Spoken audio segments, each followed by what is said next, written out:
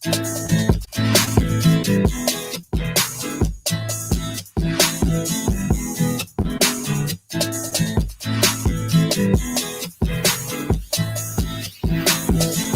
son, you wanna talk guns? Well, I got those.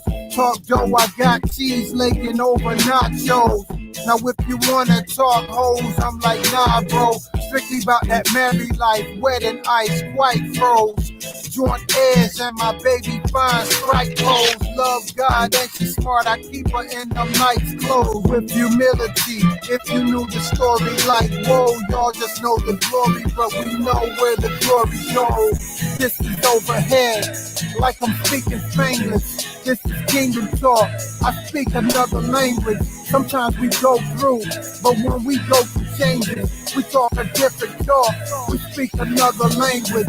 This is overhead, like I'm speaking Spanglish. This is kingdom talk, I speak another language. Sometimes we go through, but when we go through changes, we talk a different talk. We speak another language. Just adore me, you're more Jesus. Drunk off the juice and I ain't talking Grey Goose. Walking on limbs, which is where the fruit dangle. Politics, Pentagon, I come from a different angle. Where the government is on his shoulders. Why mountain climb when I can speak to the boulders? I understand authority, so just say the word. When I wanna make it happen, I just speak to my soldiers. This is overhead, like I'm speaking Spanglish. This is kingdom talk, I speak another language. Sometimes we go through, but when we go through changes, we talk a different talk. We speak another language. This is overhead, like I'm speaking Spanglish. Kingdom talk, I speak another language. Sometimes we go through, but when we go through changes, we talk another talk. We speak another language. I beg you. After the way the Lord heads you, let him lead through your body. The homies could have put lead through. If you ever been hungry, how many times he done fed you? What disease could you have caught up in that bedroom? Who blessed you with that home and SUV with all that leg room? Tomorrow is not promised. On the real, you could be dead soon. And he's standing at the door like knock, knock. Who is it looking for a place to crash inside your guest room? But, this is overhead, like I'm speaking Spanglish. This is kingdom talk, I speak another language. Go through, but when we go through changes, we talk a different talk. We speak another language. This is overhead, like I'm speaking Spanglish. This is kingdom talk, I speak another language. Sometimes we go through, but when we go through changes, we talk a different talk. We speak another language.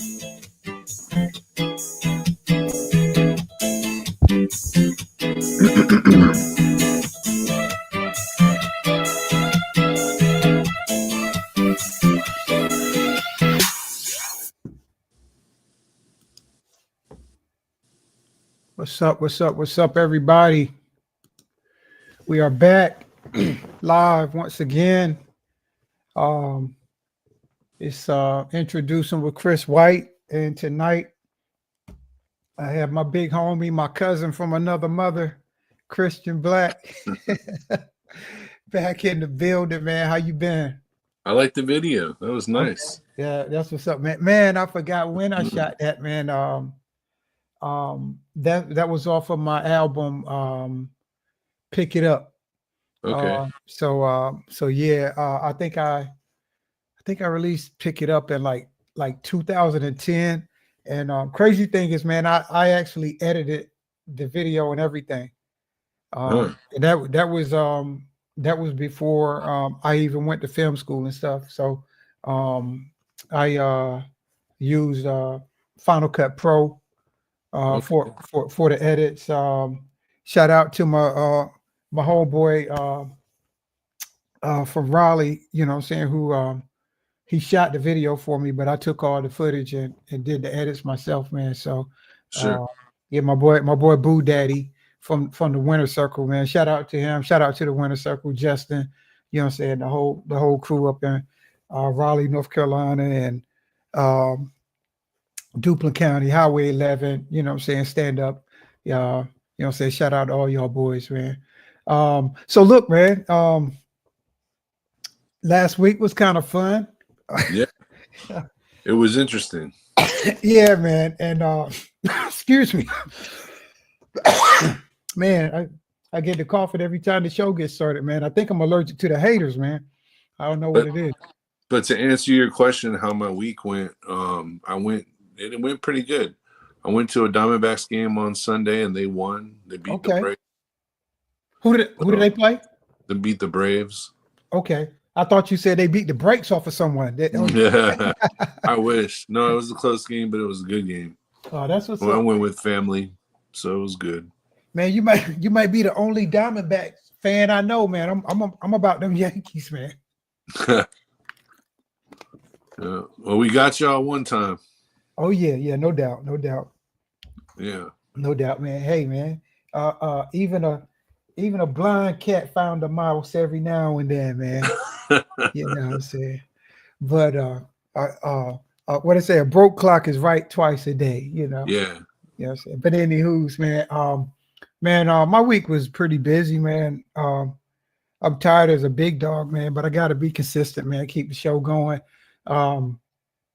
Had been dealing with a dental issue, so I'm going to get some work done on this tooth tomorrow. So okay. So I'll be y'all thought I was talking some trash before. Wait, you know what I'm saying? Kanye said, wait till I get my money right, wait till I get this tooth right.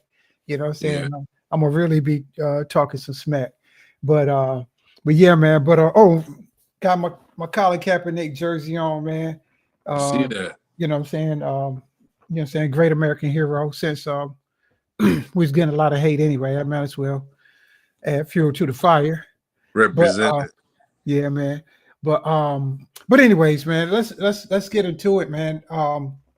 Last week we were discussing the Karmelo Anthony case. Yeah. And let me see. Let me turn my comments on. You know what? Give me 1 second. Okay. I gotta make sure that make sure I'm live here. Everywhere. What's going on? I don't see it. I'm live on YouTube. Okay. All right. I had to make sure I was live on Facebook. Yeah. And make sure that the audience comments will come through so we can communicate with the good people. All right. Now we should be straight. But so yeah, we was talking about the Karmelo Anthony case last week, and and I wanted to follow up this week. I really wanted to talk about something different this week, but I felt like we needed to we kind of skipped over a lot of the questions. We didn't really get good dialogue with the questions. I really wanted to have some conversations, but it kind of turned into a troll fest, and everybody, you know what I'm saying, wanted to just kind of make some immature comments, and it that's on me because I should have steered the conversation another way. But I mean, we had fun responding to the questions we responded to, but yeah. I really wish that we had some more mature questions. You know, I'll say it that way. Well, let's address what is a cleat sharpener. Yeah. So I mean, yeah, when we brought that up, I don't even want to really go there right now. Okay. As far as the cleat sharpener, but because I don't want to open up that can again, you know, for right now, you know what I'm saying? Maybe later in the show. But sure. But I yeah, and we will get to that. But I want to start by, you know, saying, kind of just recapping, because a lot of people weren't here last week, and as people come on, people that missed last week, or even people who were here last week, you kind of get a refresher, and I want to share a scripture that's different than the one I shared last week, just to kind of lay a little foundation for how we want things to go, and sure. then we'll get into it. But that's definitely something we need to address. So we're talking about the Karmelo Anthony case. Again, not the basketball player, We're talking about the incident that happened in Texas with the 17-year-old Karmelo Anthony and the Metcalf kid who was also 17, who was a star football player with a twin brother. And so, first of all, I said last week, I didn't want to even talk about it for a few reasons. And those reasons were I didn't want to respond out of emotion. And even though I tried not to respond out of emotion, I had people join the live and they responded or reacted, with a lot of emotion. Mhm. And when other people are emotional, it's important that somebody be the adult in the room and keep a level head. And so that's one reason why, I kind of paused and was hesitant to even do a show about this. Right. I didn't want to exploit the unalivement of a person for clickbait.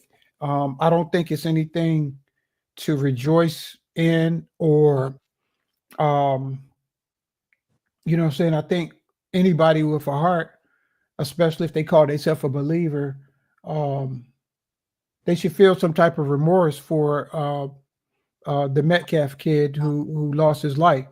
Um, Not saying that Anthony was in the right or that Metcalf was in the wrong, but either way, that's somebody's kid. You know what I'm saying? If that was my kid, I would be emotional. I would be in my feelings, regardless of whether my kid started it or if my kid ended it.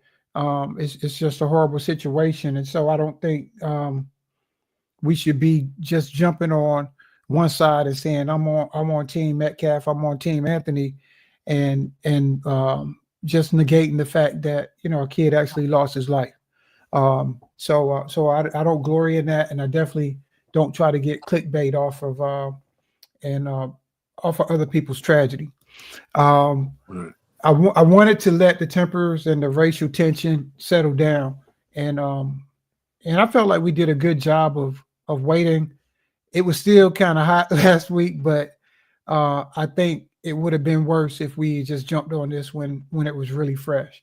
Um, and I wanted to wait till more facts came out, and I'm glad I did because, like we said, going back to your point, initially, the story was that the kid Anthony, excuse me, went to the track meet with a knife in his backpack, and they gave the impression that he went there with the intentions to harm.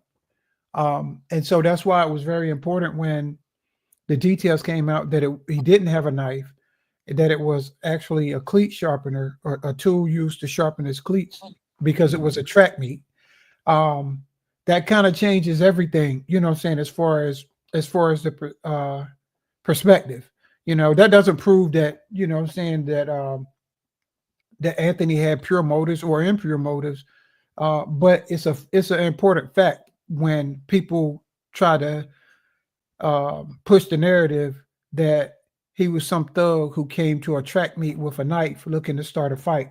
That's a big difference than somebody just, if I was at a diner and I got in a fight with somebody and a fork was nearby and I got, what I'm saying, and I used the fork to defend myself. It just happened to be the thing that was available. Right. Versus if I came into the restaurant and I had some type of concealed weapon. That's a big difference.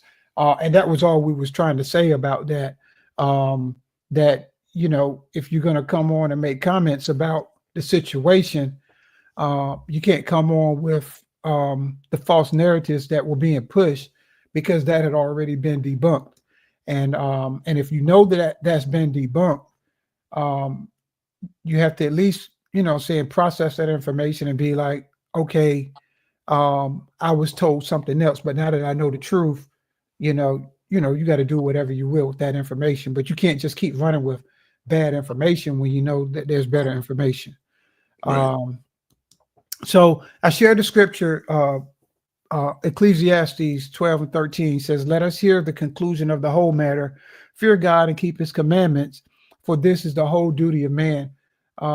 Verse 14 says, for God shall bring every work into judgment with every secret thing, whether it be good or whether it be evil.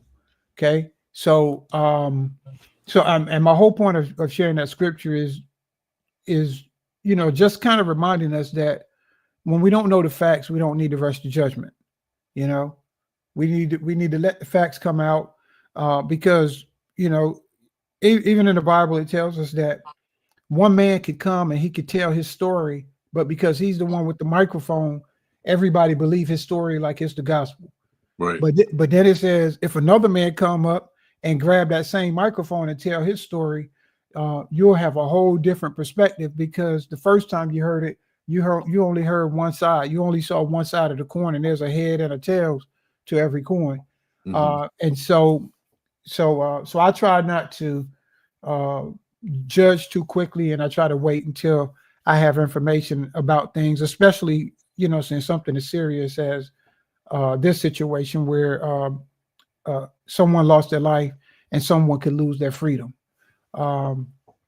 So that's catching us up scripture wise from last week, but I want to share another scripture that we didn't share last week before we start getting comments and everything. And like I said, just to kind of set a precedence here. Hold on, for some reason, something's still not right here with okay. All right. Hold on. Stacy, what's up? Hey, what's up? Sorry. Right. I know I ain't gonna be able to. Okay. Hey man, I know you I put a picture up here. Hold on. Give me 1 second. I'm trying to see what's going on with this.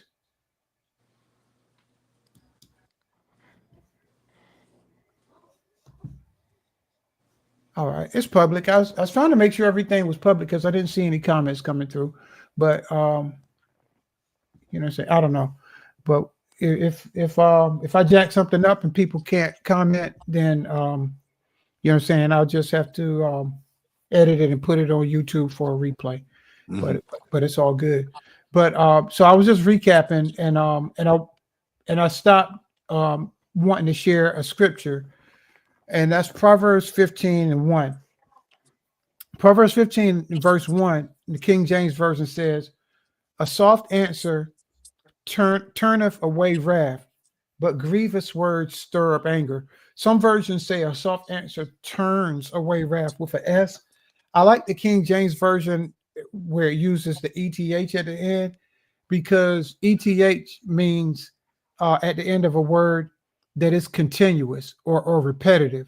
You know what I'm saying? So if you continue to use a soft answer, you'll continue to turn away wrath. But because you can start out speaking softly and then allow someone to get you out of character, and things could still go left. But we have to, as believers and as mature individuals, just kind of, plain and simple, it ain't even spiritually deep. Just know how to talk to folk, right? And treat people with respect. And I wanted to share that scripture before we get started tonight, because I wanted to share it for us as the panel, and I also wanted to share it more specifically for the audience and those comments, and because we really do want to have conversations.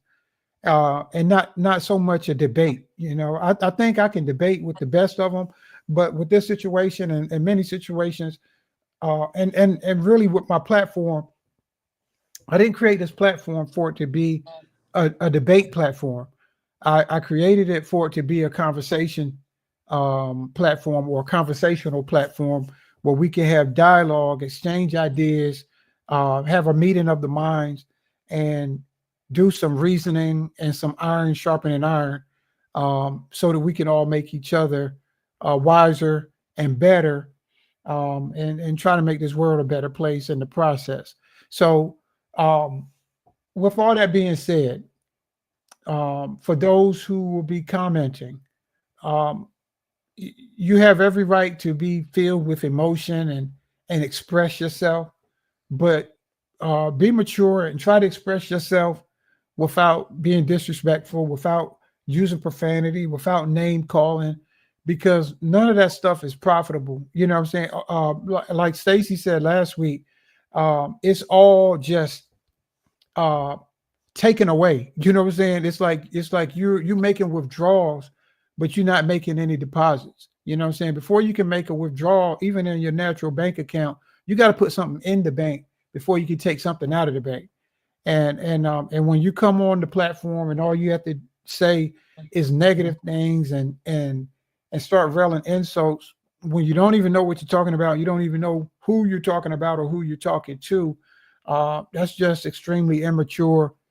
And those of us who are adults, I think we need to set an example for our young people. What's up, Jared? All right, man, I appreciate you, man. I'm glad you posted a comment, man. I didn't see any comments coming through. I thought my stuff wasn't set up right, but now that I see the comment come through, I know that we're cooking with Crisco. Yeah, man. And so anyways, I wanted to get back to the questions that we asked last week because we didn't really get a chance to have conversation because we were too busy, you know what I'm saying, putting out troll fires all night. So the first thing is Anthony was 17, Metcalf was 17. They reportedly got into an argument during a high school track meet that ended in Metcalf being stabbed in the chest. Actually, it was a community track meet, not a specific high school. All right. And so the next thing I asked was, where do you guys stand on the case? And how do you feel, or do you feel like Karmelo will have a fair and impartial legal process? So let's start right there. And I'm curious to see what people in the comments have to say. But Stacy, you shared a little bit last week, but let's just touch on that, if you would.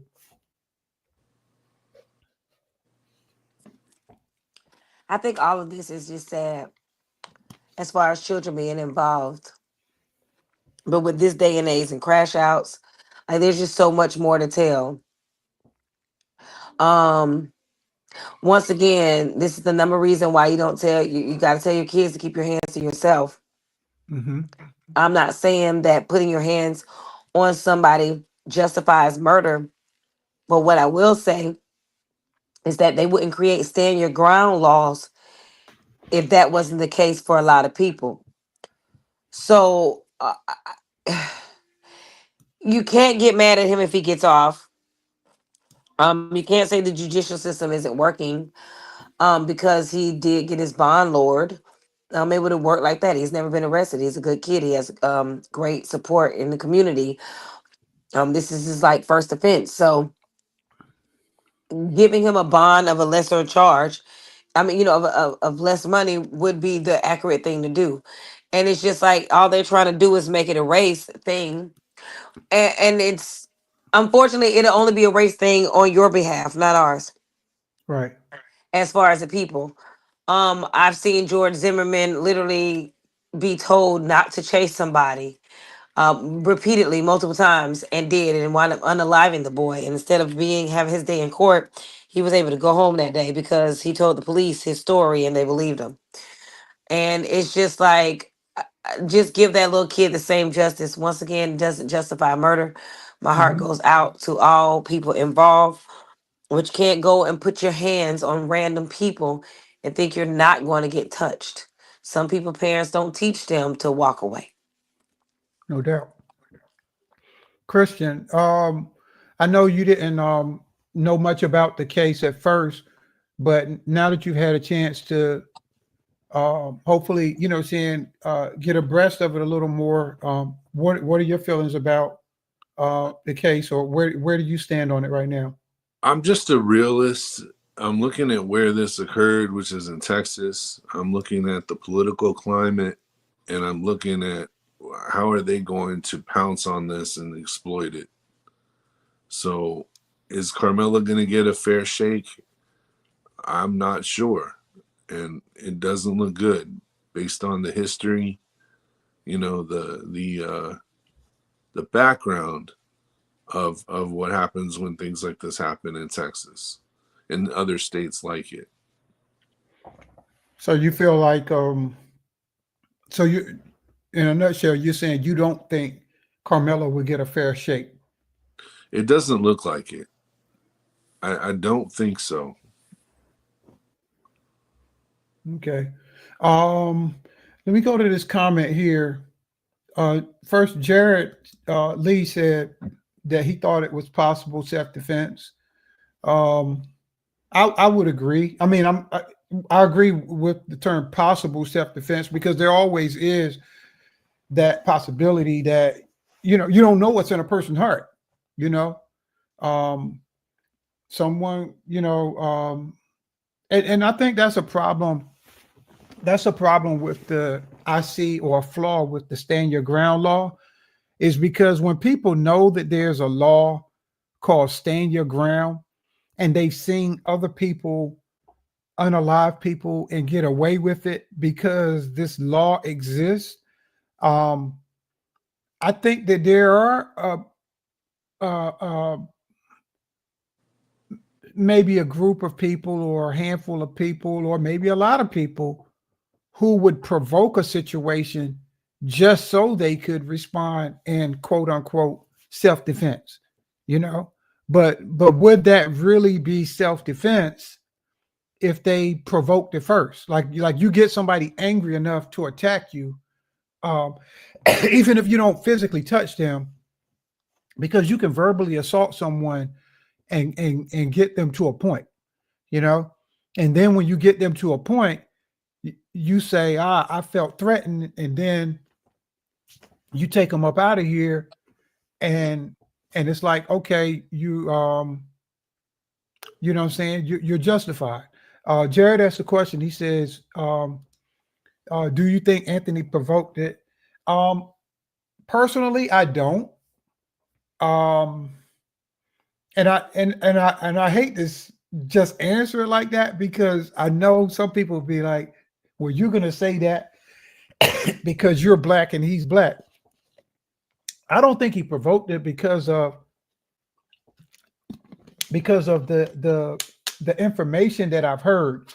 I'm not sure how true it is, but some of the things that I heard is that there may have been a confrontation between Metcalf and Anthony the week prior. I don't have any concrete evidence to substantiate this, but it was one of the things that I heard. I hate to say it like that, but I'm not a journalist or whatever, so you know what I'm saying, don't hold me to that. But if that was true,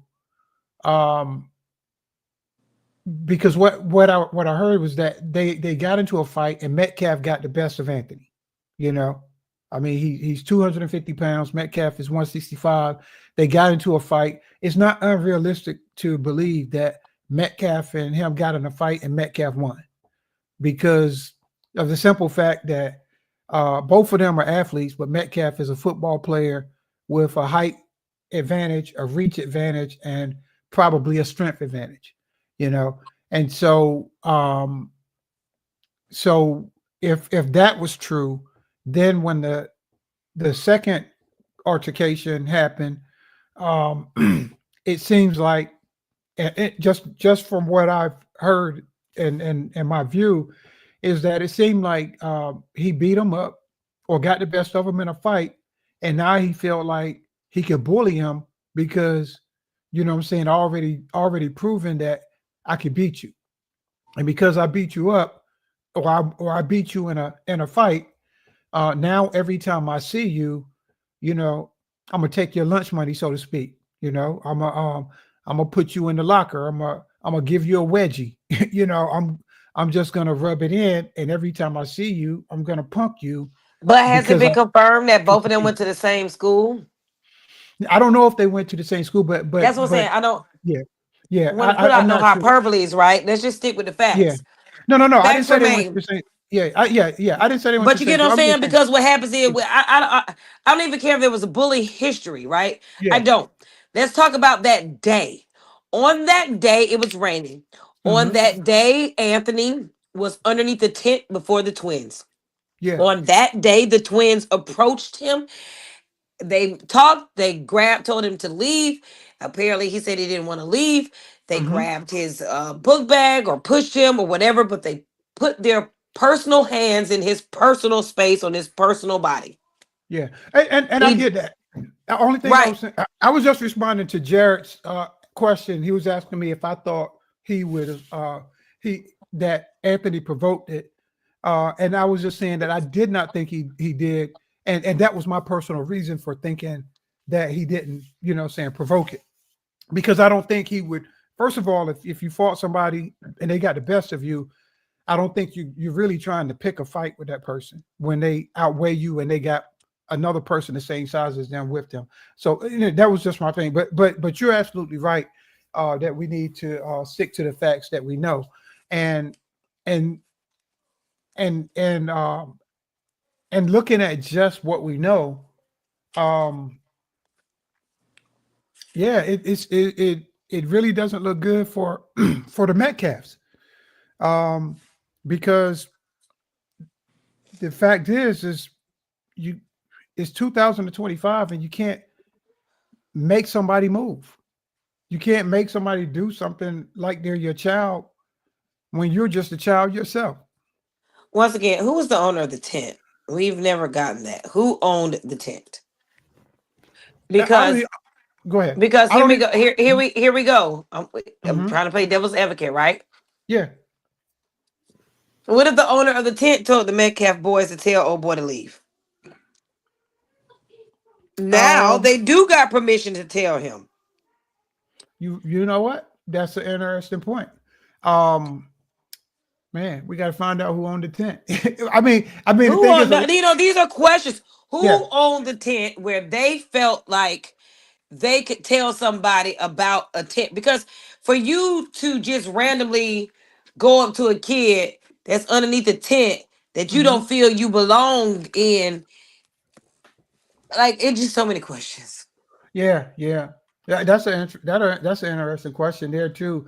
And I really wouldn't care because if it's raining, um, I've been on a track team before in high school, and you have multiple tents and things up, but it's like just the sense of community says everybody's allowed under everybody's tent. You know, like if I'm running in in the 100 and the guys competing against me are running in the 100, we might be sitting all down beside each other even though we're on different teams because our event is next. All of the high jumpers may be under the same tent, all of the sprinters may be under the same tent, all of the long distance runners may be under the same tent. So if it's a situation like that, and if the uh the common practice is for everybody to just mingle together, because it's not like it's a football game where all the football players are on one side and they have to be separated because we don't want you to hear our plays or see what the coach is drawing up. In track and field, it's simple. It's like run faster than me, jump higher than me, you know. And so it's really no reason for that type of separation. You know what I'm saying? It's really track and field is more of an individual thing, or individual competition, or a series of individual competitions, where the total points of your team add up for a team win, but it's really every man for himself. And from my experience in track and field, it was always it'd be somebody from the other school, and it's like, hey man, how you doing? You know what I'm saying? You shake hands or whatever, you know what I'm saying? I'm getting ready to beat you to the finish line, but it's never like a hostile beef type, you know what I'm saying? So I think Yeah, just but that's someone, also yeah, if you were around my age, that was growing up during the time where we didn't really have that like that either. It's kind of where America was getting together and doing their thing. yeah. But we're living we're talking about Texas. And I Hmm. say we got to stick to the facts with this case because, Yeah, but I or know or at I least know what people. Yeah. or at least what's presented and not what we went through. What No, is but what I'm we know? go ahead. Go ahead. Go ahead. I'm sorry. It's all right. What we know, right? Mm-hmm. It was at a track meet. Yeah. There was no assigned seats. No, what caused a child to feel like they can tell another child to get somewhere? These are the questions no one's asking. And Mm. it's making me mad Yeah. because these are the questions that need to be answered. Whose tent is that? Who told them to put the tent up? I know tents are out, but one thing for sure, two things for certain, tents ain't in the bleachers. These Right. tents, all the tents that I see on a track meet are on the track. You get what I'm saying? In the green area. So that means that tent did not specifically belong to, the track meet itself. Maybe it Mm-hmm. was a place that the track, or it could be if it was a place where the track meet, people was like, hey, all runners sit under this tent before it's time for you to get called type stuff. But we don't know, because one thing for sure, two things for certain, that boy going underneath that tent for whatever reason it may be caused Metcalf to come after him. And so I I don't. would. I don't think we can say that's what caused it, because if someone just had it out for someone, they're gonna seek them out. You know. Right, They but they yeah. either way it go, stealing again. But how do we know that? We That's what don't. I'm saying. Correct. So you're assuming, but what we do know is he was underneath the tent and they told him to leave. Why? Mm-hmm. Mm-hmm. Whose tent was it? You Yeah. know what I'm saying? Why would they feel the need to tell him?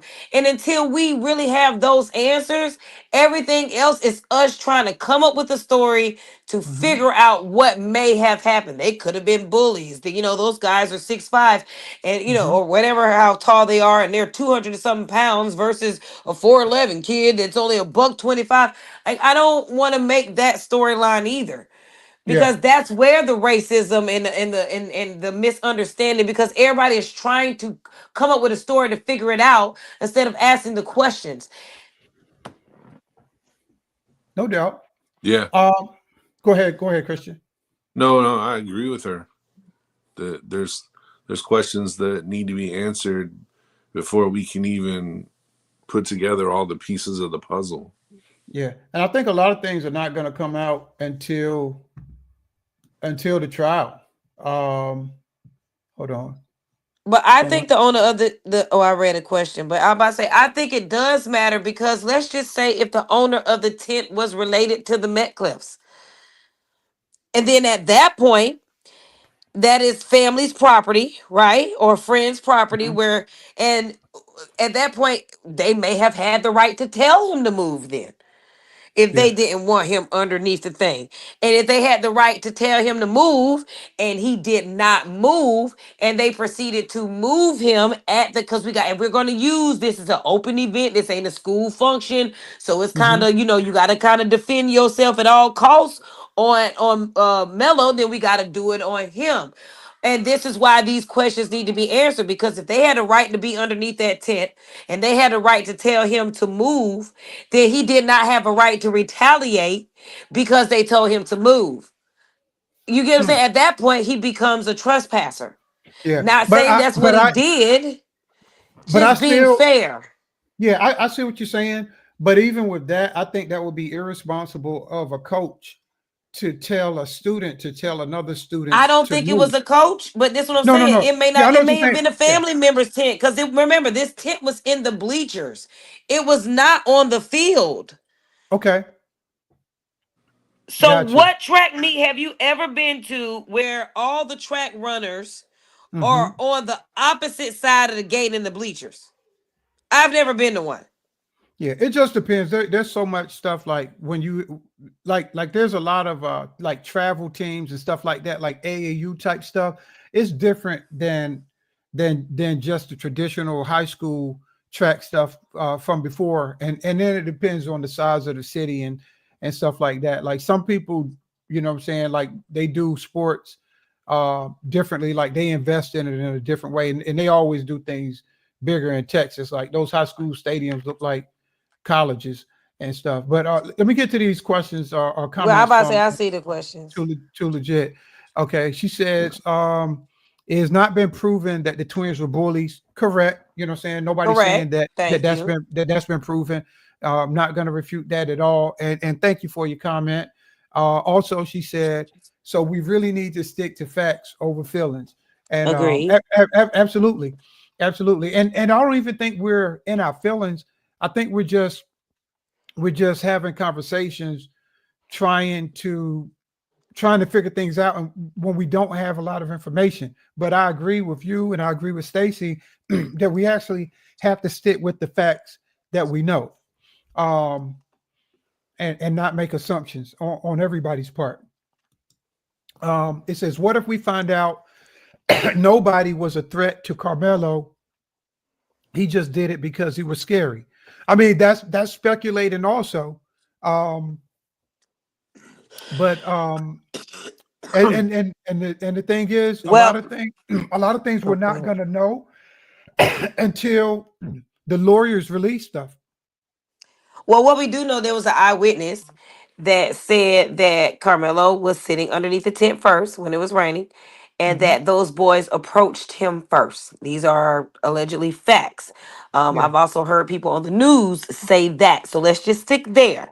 He yeah. was underneath the tent first, and then the twins approached him. Now, if the twins are approaching me, right? Hmm. Why are they approaching me? Are they coming up to me in a gentle way? Are they coming up to me smiling? Or are they coming up to me with a look in their face determined to make me do something I may not want to do? So if we're going to stick with the facts, we got to stick with the facts. And the Hmm. facts still remain is, why did two boys walk up to this boy? Why? That once we find out why they felt the need to walk up to somebody that was already underneath something, we can go from there. But until then, right now, everything is literally speculation. And what it looks like is, by the color of your skin, you may be going with the other person. And by the color of my skin, I'm going with nobody, because Hmm. I'm looking at it as an educated perspective. Why on God's green earth would two kids, not at a school function, walk up to another student to do Hmm. what? What do you mean by To that? say what? Stacey, what did you mean by that? Intention. About no, I'm talking about when you said about the color of the skin. You talking to me, or who are you talking about? Or you talking about in No, I was general? talking to the to different comments. Okay. Like, I noticed, like, it seems like, let's be real, the white people are for Metcalf, and then it's like majority of the time the black people are for Anthony. And it's Hmm. like, get out your colors. All right. Yeah. Like, if I was an educator and it was kids fighting, you wouldn't want me to look at color. You would only want me to look at the situation. Now, Yeah. color does take a toll in this, I believe. But let's look at the group of it. If they were both black, why, or if they were both white, why are two white students approaching another white student that they may or may not know, right? Why are they doing that? Why are they coming in somebody else's space?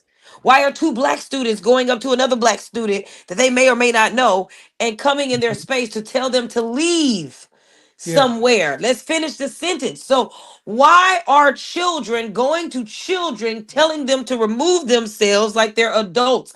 That's what we need to get with. That's the only thing we need to stick to, really. That's the only thing we need to find out, because if we Yeah. find out the twins' motive, then we will Hmm. understand why Carmelo did what he did. But it's Yeah. like, because he stabbed him, you don't want to understand the twins' motive, and that's not fair. The twin, what, why did you come? Sorry, I'm just so passionate about that. No, no, no. Why did you put yourself in that predicament? Stop blaming the banana peel and blame the steps. That's why the Bible say, order the steps in your word. If you blame the banana peel, you're Uh-huh. wrong. Because had you looked down, or had you ordered your steps, you could have stepped over the banana peel, jumped over the banana peel, avoided, went another way. So once again, we're blaming this peel instead of the steps. Why did they approach that boy? Yeah. Period. So let Yeah, me read this. Go ahead. Go ahead, Christian.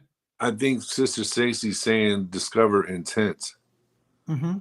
They Oh need yeah. to, the court needs to discover the intent. Yeah, and And that's mhm. And yeah, that's all I had to add. Yeah, and that's going to be hard to do. Um, and that's I'll expound more on that later when we move on to the next question, or that I had prepared. But too legit to quit. KC said, "I'm a biracial woman. I am for what is right, not color. It does not matter if they told him to get out from under the tent.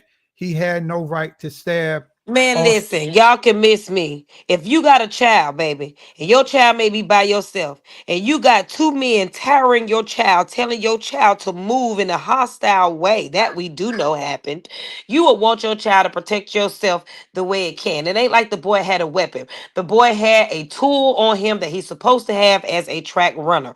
Once again, why is my child going up to another child, putting their hands on them and telling them that they need to be removed? You guys are missing the facts. And I don't care if you're biracial, triracial, criracial, all of us are biracial if you ask me, okay? Every last one of us. That's why my hair is curly, and Puerto Ricans and Latinos come up to me and my children all the time and speak Spanish, and I go, no, I'm black. All right, so I get it. That has nothing to do with it. I'm telling you from what I've seen, not just on this panel, just period. It is a racial division, whether if you want to open your eyes and be legally blind to it or not. yeah, Facts remain, these two white boys came up to a black kid in a very hostile situation and told them to remove himself. He did not remove himself. They put their hands on him. He retaliated. Now, you can't poke a bear and then tell a bear how to maul you. Once you poke a bear, know that when the bear mauls you, it may not make you alive or not. yeah. This is And, crazy. You and push bears into a corner and then say, maul me this way. I No. want to respond to too legit to quit KC. Just the latter part of your statement here. It says, if they told him to get out from under the tent, he had no right to stab him. My thing is this: we all agree that nobody should be putting their hands on anybody else. You know, no child or adult should be putting their hand on nobody else, child or period. You know, if everybody keep their hands to themselves, you know what I'm saying, we'll all be good and everybody go home alive. However, I do believe, you know, when a person feels threatened, you know what I'm saying, and we don't know, you know what I'm saying, how that person felt because we weren't there. But if they felt threatened, they have a right to defend themselves. And you can't really tell them how to defend themselves if they are in like flight or fright mode. You know what I'm saying? Because if you put somebody, have somebody feeling like they're, you know what I'm saying, backed into a corner, they're gonna come out doing whatever they got to do to get out, and sometimes people get hurt in the process. So so that's how I feel about that. But I do understand what you're saying, but I disagree with the part about he didn't have a right to stab, because if he was not being threatened, no, he didn't have a right to stab.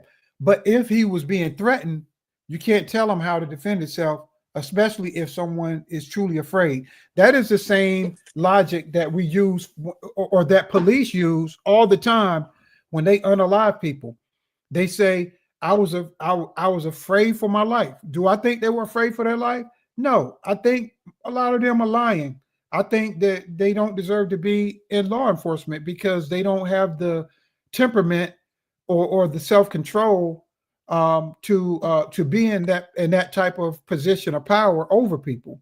However, if they say I was afraid for my life, I thought they made a quick move, and I only had a split second to make a decision.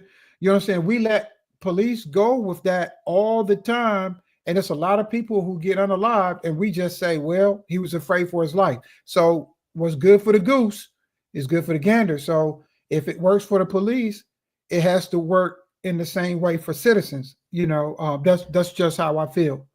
Um, okay. She says, Jared says, uh, uh, I do believe the evidence support it was a knife. I think that's Hold on, been can I debunked. can Go I go ahead. Go back? ahead. Go Can I ahead, go Sam. back to that girl? Okay, so Miss Too Legit, right? Y'all keep saying that nobody has a right to stab. Okay, nobody has a right to shoot. Nobody has a right to punch nobody to death. Nobody has a right to beat nobody to death. The stand your ground law is for a reason. And the reason is because if I don't want to harm anybody and I am ever put in a predicament where I may have to harm them in order to save my life, I shouldn't be punished for trying to save my life when I was the one protecting myself from jump. This is why the law exists.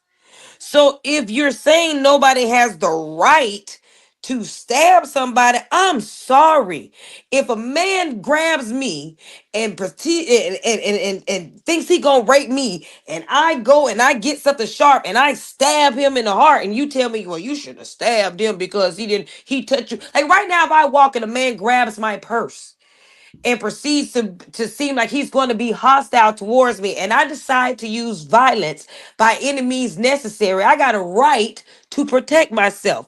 That boy had a right to protect himself, period. If he And didn't, it wouldn't be a law for it. I just posted a comment. I copied this from Google. It says, what's Texas stand your ground law? It says people have the legal right to defend themselves and their personal property in Texas. If you're attacked by another person in Texas, you aren't required. Oh, it cut part of it off. It says you aren't required to flee. I'm gonna read it. You aren't required to flee from the other party. You can stand your ground under the law. That's what their stand your ground law says in Texas, which is almost identical to what To Stacey what he just said. did. Correct. It Yeah. is literally, that law is literally identical to exactly what the boy did. I'm in my own Okay. space. Somebody comes and approaches me in my own space. They are now hostile in my space. According to Texas law, I don't have to leave my space because they're hostile. I can stand right there and stand my ground. Why So are you mad at the boy using the law instead of the lawmakers that created it? If you really hate that, if you really hate that he may get away with this, why don't you go and vote those senators and those state reps and tell them you want it changed, that people shouldn't have a right to protect themselves in public? That's crazy.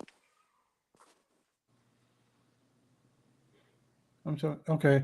I'm gonna wait. Tula just said I'm gonna wait until we see what really happened. And when I stated that I'm talking about the situation between the boys, uh, did not have a need for a knife. Um, no retreat is needed, of course. Texas stand your ground law. Okay. And hold on. Jared said something, and I want to make sure I get to his comments. Um, Well, just like everything else, we need to see the video. yeah, the law does does stipulate how you can respond to a threat. Okay. Um, okay. So let me get to my next question, because everything that everyone is saying right now is a good segue to that. Let me find my question here. Okay, I'm gonna go down. This was actually my last question from last week. I'm bringing this up. So, do you think the stand your ground laws need to be revamped?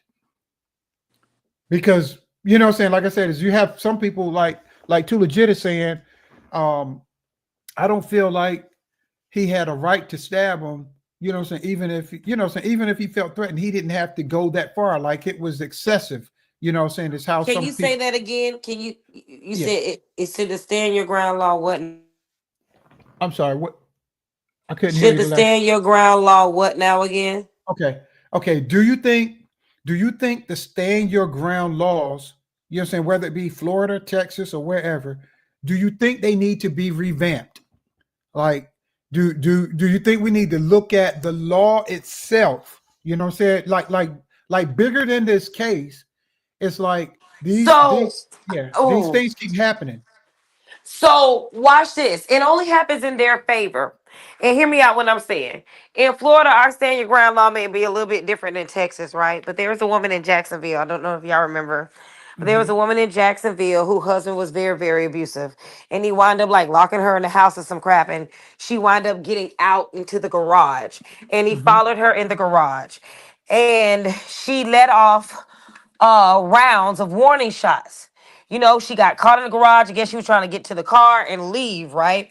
But she Mm-hmm. couldn't because he followed her in there. And before she could get the garage door up and all that stuff, he was coming towards her. And instead of her shooting the shit out of him, ooh, sorry, Lord, forgive me. Because I'm so sorry. And I Okay. meant that because Are you good? You I'm good? so Go ahead.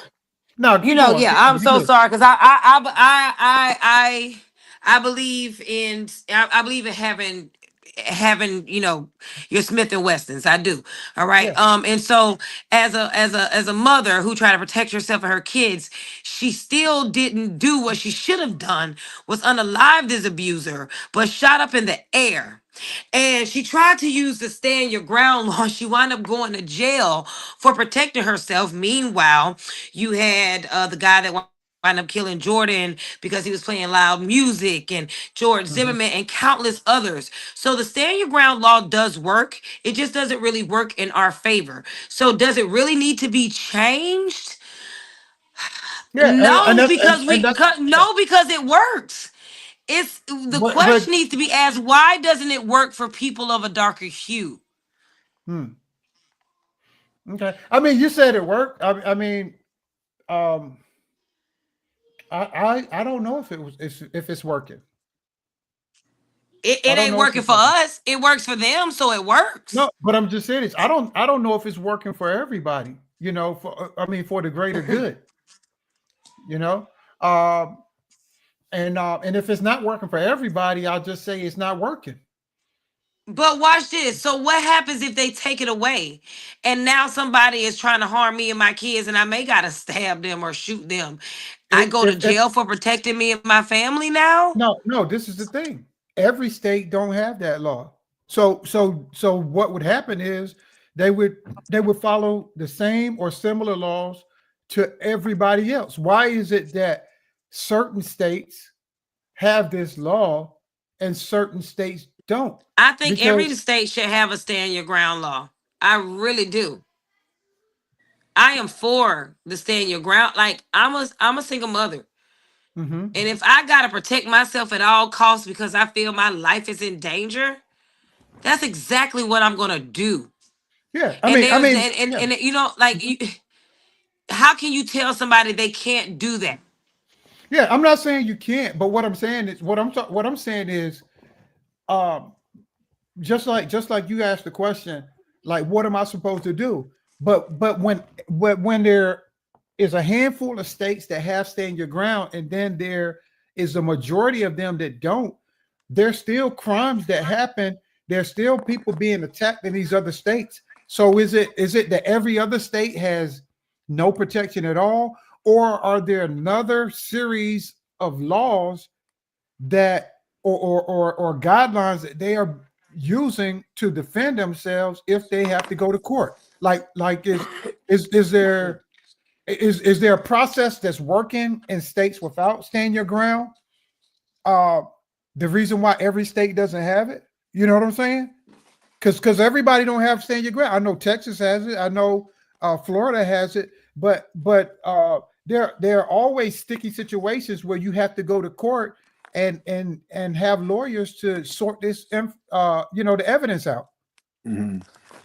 You know what I'm saying? With or without a stand your ground rule. But from my perspective, um, all I see is, for the most part, is people abusing the stand your ground for on a majority. You know, most of the time when I see a case where it's a stand your ground case, it is someone who really, without that law, we would just look at them and say they unalive somebody on purpose. You know, uh, the majority of the cases. But in states where you don't have stand your ground, I think maybe people who don't have that law, maybe they're not as quick to pull the trigger. maybe they're not so quick to stab or whatever because they don't have the battery in their back that I'm standing my ground. You know, maybe there's that fear there that because I don't have this law that that really doesn't seem to be working that good for everybody. If I don't have that law as a protection, maybe I'll be a little more diplomatic, you know, instead of just going straight to violence. You know, I guess that's my point. I mean, I what? don't think that either. Because Yeah. if police was here to prevent crime, then there won't be any because they're here. So they're not here to prevent crime. They're here to respond to it. Um. So yeah, I don't. I'm getting ready to look that up now. Mhm. Because it's very interesting. I'm gonna look up how many states. I gotta get on my daughter's tablet. Mine's dead. How Okay. many states have stand your ground and why versus the states that don't? Hmm. Hold on. Yeah. While you're looking that up, I'm gonna go on to find another question here that we didn't get a chance to dig into last week. Um, I think I already asked this. Do you guys feel like Carmelo was right to defend himself? I feel like he was. Um, from the things that I've heard so far. Like I said, we don't have all the evidence, but and it doesn't have anything to do with him being black or white or whatever. I feel like anybody who feel like they're being attacked or threatened have a right to defend themselves. Um, and so this is my other question: how do you guys feel about the media coverage in this case so far?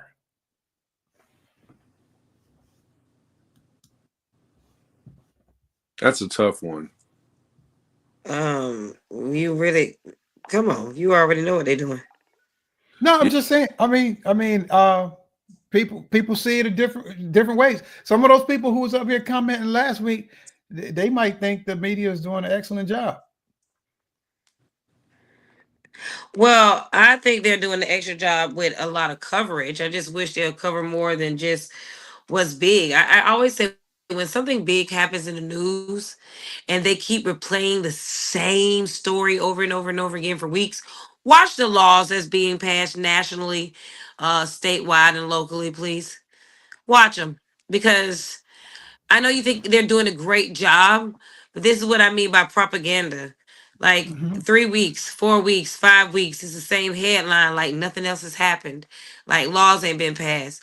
Like on April 23rd, teachers can beat your kids now, and there's nothing you really can do about it because it's a federal law.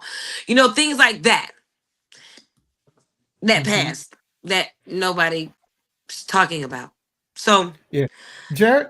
Jared said the he thinks the media is playing it safe, and he says they don't want to create a narrative and be wrong. I kind of disagree with that. I I think some outlets are using propaganda really strongly. And what I okay, I mean by got I got it. that, okay. Just to go back, it says there's 38 states with some form of stand your ground law where there is no duty to retreat from an attacker. These laws essentially allow individuals to use deadly force in Hmm. self-defense without first attempting to escape or even retreat if they are legally present in the location. Now, some states have stricter laws while other ones are more relaxed, but the core of the concept still remains. Okay. that's pretty And clear. then I can so Alabama, Alaska, Arizona, Arkansas, Florida, Georgia, Idaho, Indiana, Iowa, Kansas, Kentucky, Louisiana, Michigan, Mississippi, Missouri, Montana, Nevada, New Hampshire, North Carolina, North Dakota, Ohio, Oklahoma, Pennsylvania, South Carolina, South Dakota, Tennessee, Texas, Utah, and West Virginia Hmm. and Wyoming are all stand your ground states. So it looks like there's more stand your ground states than there are. It looks like there's 12 non-stand your ground states. Yeah. Yeah, and even still, there's still 12 that don't have it. And so when we see how it appears to be being abused, why would the states that don't have it want it? You know, Okay, if it's let me go if look it's that up. not if it's not working for the states that's doing it, as if I guess the states that's already doing it are like pilot states. Uh, um, I mean, it's kind of almost like or similar to the marijuana situation. Like it's legal in some places and not in others. You know what I'm saying? Like, what's the difference? Why don't they just make it legal across the board or illegal across the board? But that's a whole nother show. It's in North Carolina, it has to be your house, job, or vehicle, or any place you are legally allowed to be. Okay, that's good stuff, Jared. So here we go. Mm-hmm. Stand your ground laws were primarily invented. This is what I'm saying. Y'all keep saying this, but this is why. If you understand the history of why, then you understand what you're fighting and you can understand what you need to fight instead of fighting the situation. Okay. Because Carmelo Anthony is just the branch of the tree. It's not the root of the tree.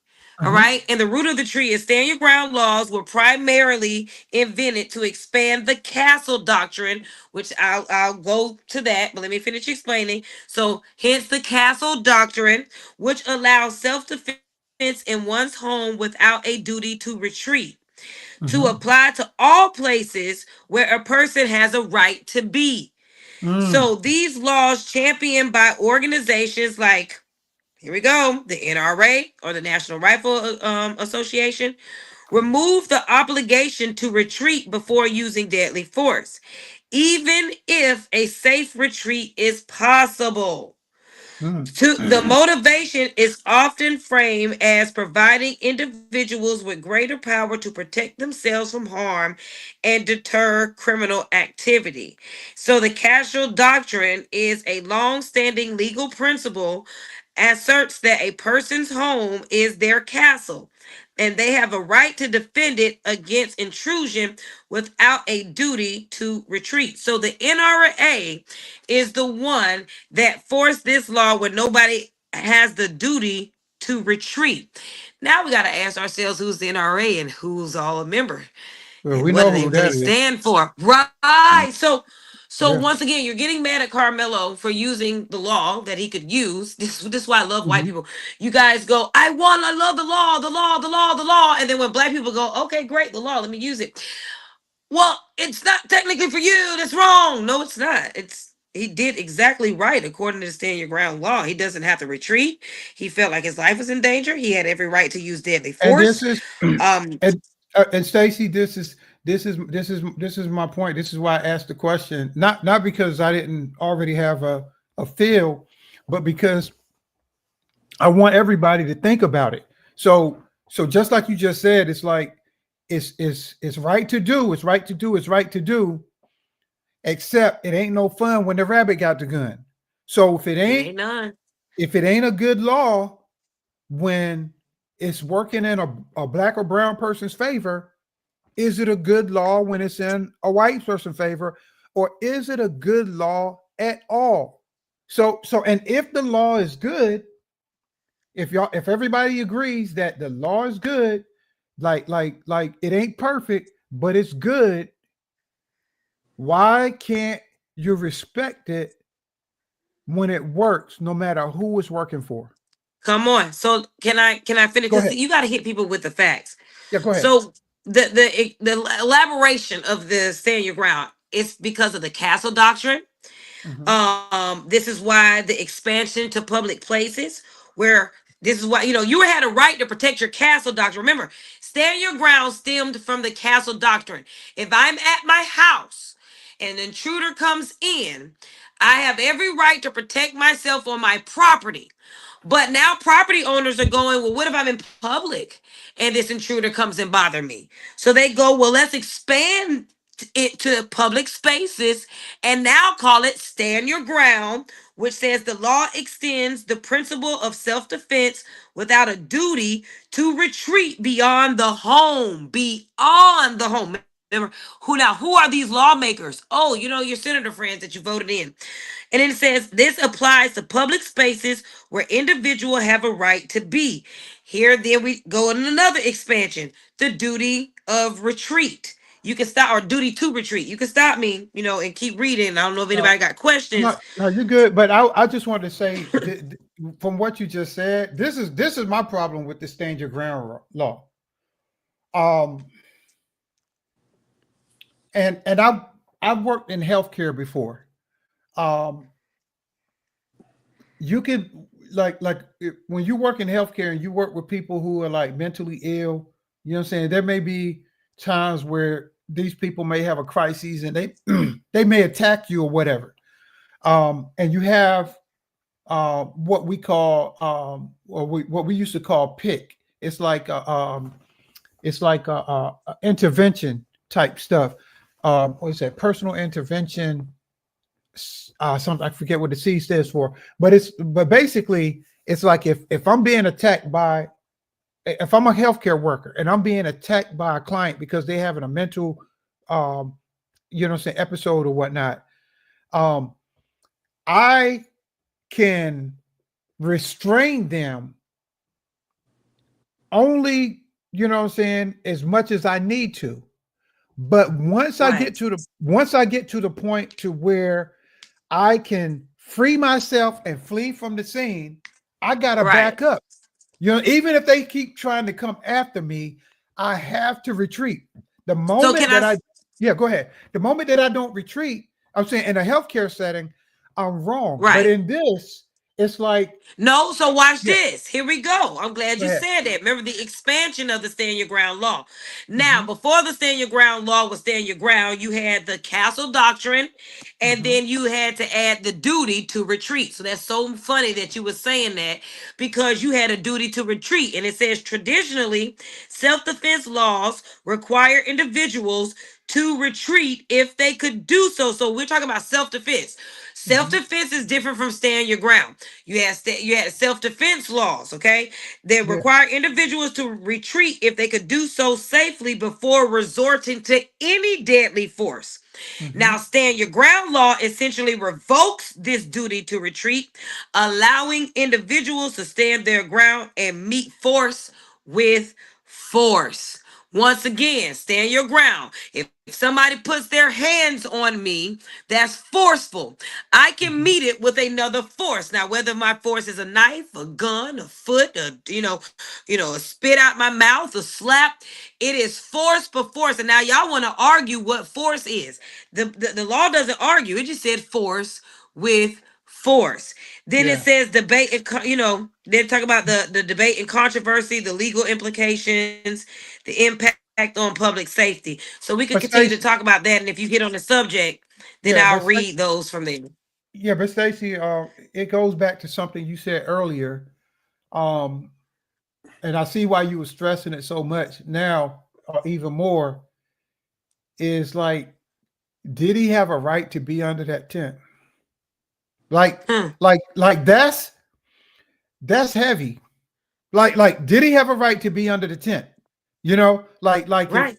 If he had a right to be under the tent, did he?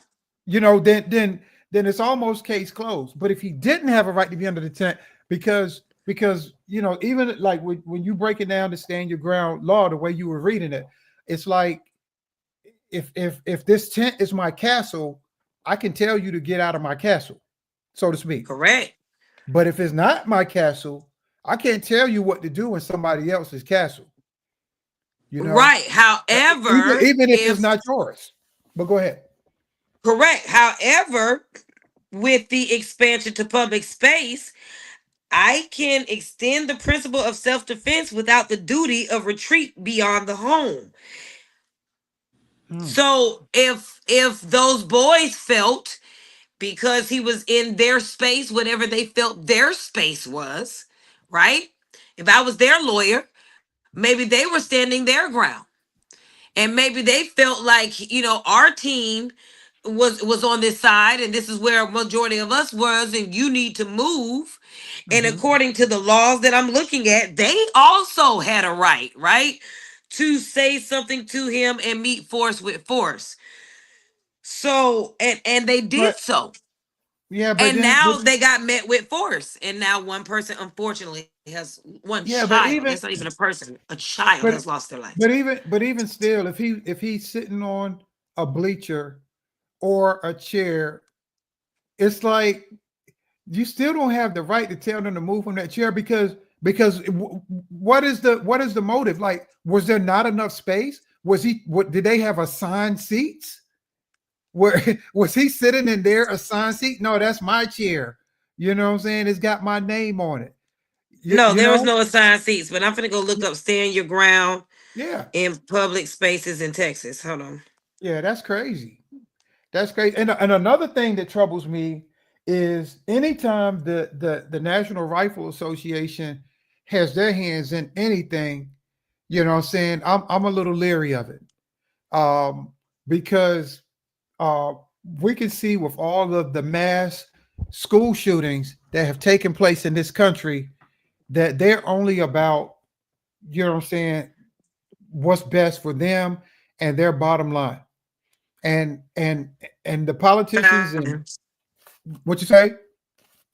said I found something when it's talking about Texas Yeah. stand your ground, and Yeah. and they're talking about the key aspects of it as Okay, go well ahead. as what it is altogether. It says the stand your ground law eliminates the duty, eliminates. I'm gonna tell you guys Okay. important when it comes to law. Eliminates the duty to retreat before using force, including deadly force, in self defense, as long as you have a right to be in the location you were. See, that's what I was telling you. If he had a right to be there, he could win.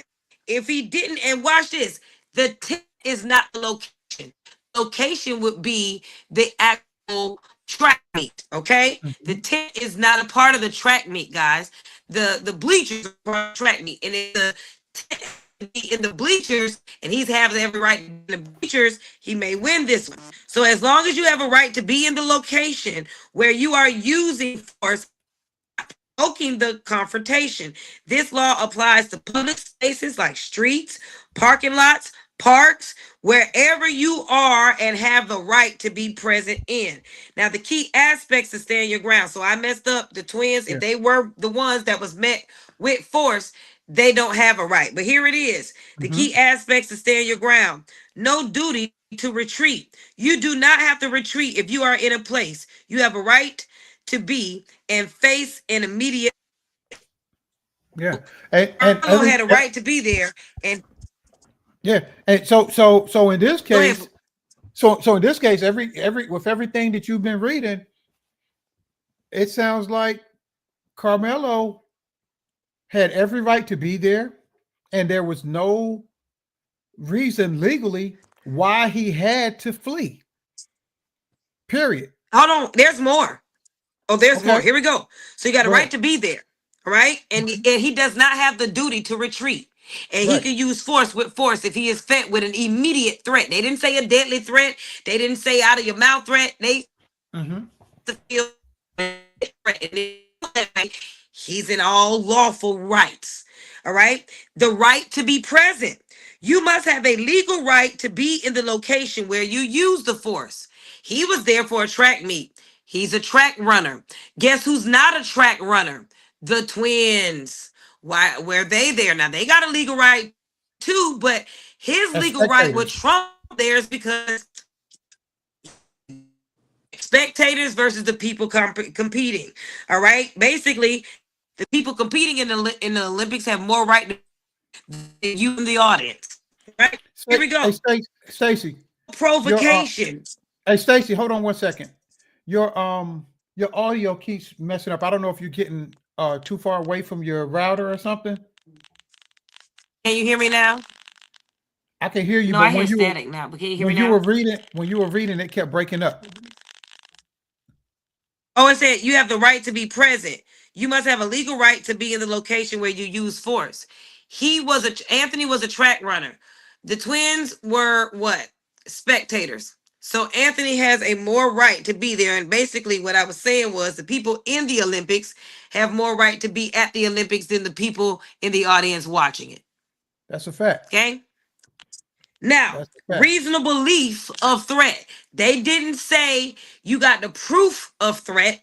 They said reasonable belief of threat. So if he believed he was in a threat, it says you must reasonably believe that deadly force is immediately necessary to prevent the use or attempt use of unlawful force. And all he has to do is believe reasonably that two big boys, bigger than me, comes and tells me to move and they grab me. If two big white boys come and grab my son, I'm gonna tell them. Have you ever seen a story of two white big boys grabbing a black person? You heard about that in America? I mean, let's be real. And the last thing is minimum force. You are only justified in using minimum force reasonably necessary to defend yourself or others. Hold on, we got another comment here. Carmelo had the right to be under the tent. It was the school's tent. The bleachers are public. Okay. Yep. And she also said Austin was on the track team for his school. Okay. All right, that's good to know. Thank you, Lala. Appreciate that comment. So like I said, so with that being said, and if all of that is true, they all had an equal right to be there. And they all had an equal right to defend themselves. They all had an equal right to defend themselves. And so it sounded like to me, we going all the way back to where we started, which was, why are you telling someone who has a right to be somewhere to move? Hello. The one question that really needs to be answered, because that then will tell you everything else. And I don't know why something so simple is so hard for people to get, because they want to look at everything but that. Why would these boys stop what they're doing to go and tell another child to move for whatever reason? Jaden, I know you coming on late, man. Has some things to do. This man out here, being a help in the community, giving out awards and things, man. Proud of you, but I know you weren't on at the beginning of the show. I don't know if you was able to listen, you know what I'm saying, while you were waiting to come on. But what are your thoughts on the situation right now?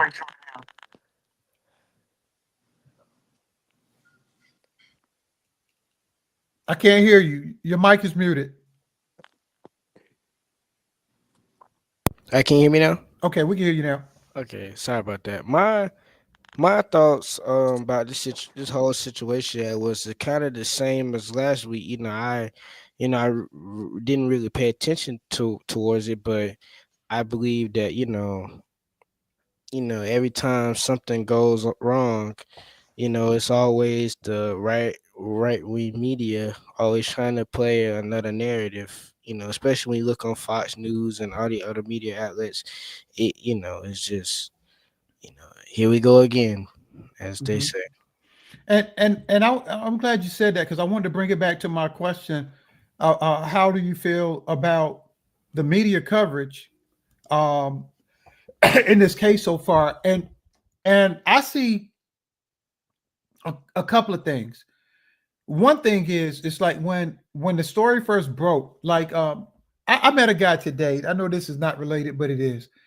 I met a guy today, and he was telling me about a situation where this is an African American person, and he got in a car accident, accidentally, hit someone, which it was actually the other person's fault, because they were a pedestrian, but they were jaywalking and intoxicated. But when the story came out, the media brought up everything about his past and his previous charges and this, that, and the third. And he wasn't even the person in the wrong, you know what I'm saying?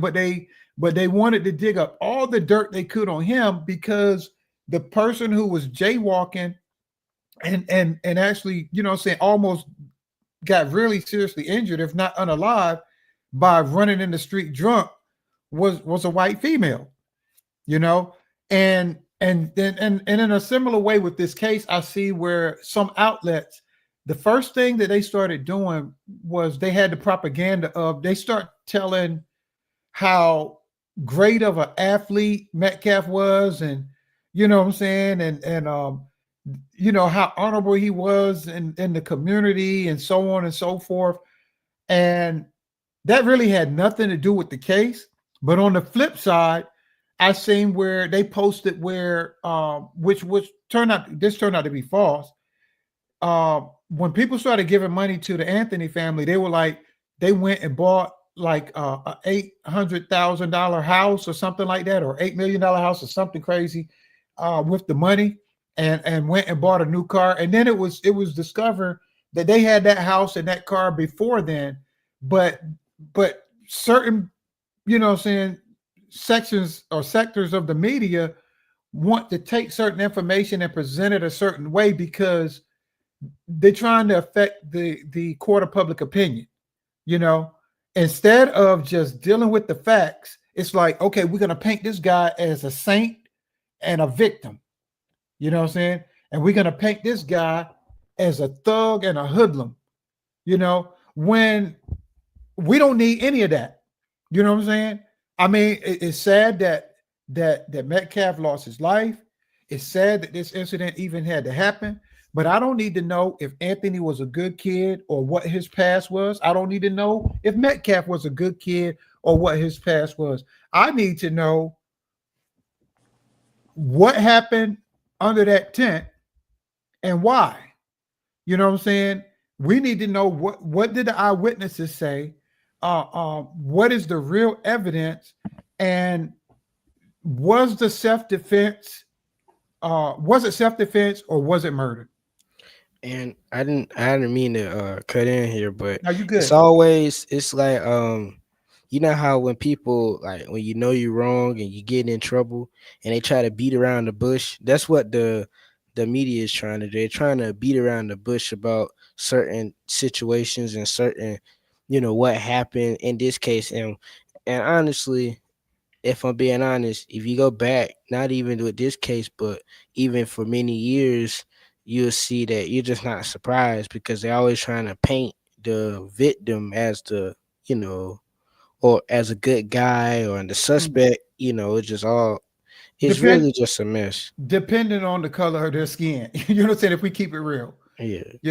They paint you a certain way, depending on, what I'm saying, and it's like victim shaming, and it's the same thing, like women get taken advantage of, and then when they come forward, saying, depending on how much money the person that they're pressing charges against has, how much power and influence they have, they'll tell you everybody that woman ever slept with, and who was her boyfriend in kindergarten. You know what I'm saying? To try to make her look bad. It's a narrative. And if you can control the narrative, then you can control perception. If you can control perception, you can control the court of public opinion. Facts. I shared this last week, but I'm gonna share this one again. So the Bible says, mourn with those who mourn. Should we all be mourning with the Metcalf family? Sure. Of course. Why Jamie? wouldn't we? Why Yeah. would we be why I just said that today. Why are we laughing at other people's calamity? Like, Right. I understand, what I'm saying, like, damn, and like, dang, like, that's messed up. Mm-hmm. I mean, no one deserves that. But I'm not, a mother lost their child. I don't know if you ever lost your child or been around people who have, Mm-hmm. but to see that kind of hurt, to see that kind of hole inside of those women and men's hearts, um, it's something you don't want to see or feel. Yeah. I And, remember the and first time I saw my best friend's child. She wound up having the baby early, and she lived in Atlanta, so I couldn't really see her. And it took like 2 years, and I was going through a divorce. It was just so much going on. The first time I saw that child was in a casket, and it messed me up. Hmm. To this day, it messed me up, and I'm not even the child's mother, so I can't even imagine what a mother or a father would feel looking at their child in a casket. So I'm yes. I'm gonna ask another Yes. question. Thank you for that, Stacy. I'm gonna ask another question, and then I'm gonna expound on both of these things together. Um, if Carmelo is proven innocent by way of self-defense, should we be rejoicing? Yes. Because a brother who really did not, or whether he white, black, Asian, Hispanic, it doesn't matter. A human being who intent was not to come to that track meet to kill anybody, but to run and had to protect themselves, and the law worked for them. I don't see nothing wrong. Not guilty.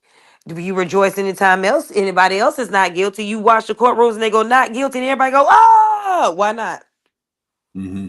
So I say yes, we rejoice, and this is why I asked that question. I want to tell a story, true story. um, I was a recruiter for the military for many years, and I remember I was presenting awards. You know what I'm saying? Ironically, Jaden, I was presenting awards at the high school, and and everybody that was going on the stage to get a big scholarship, they were white.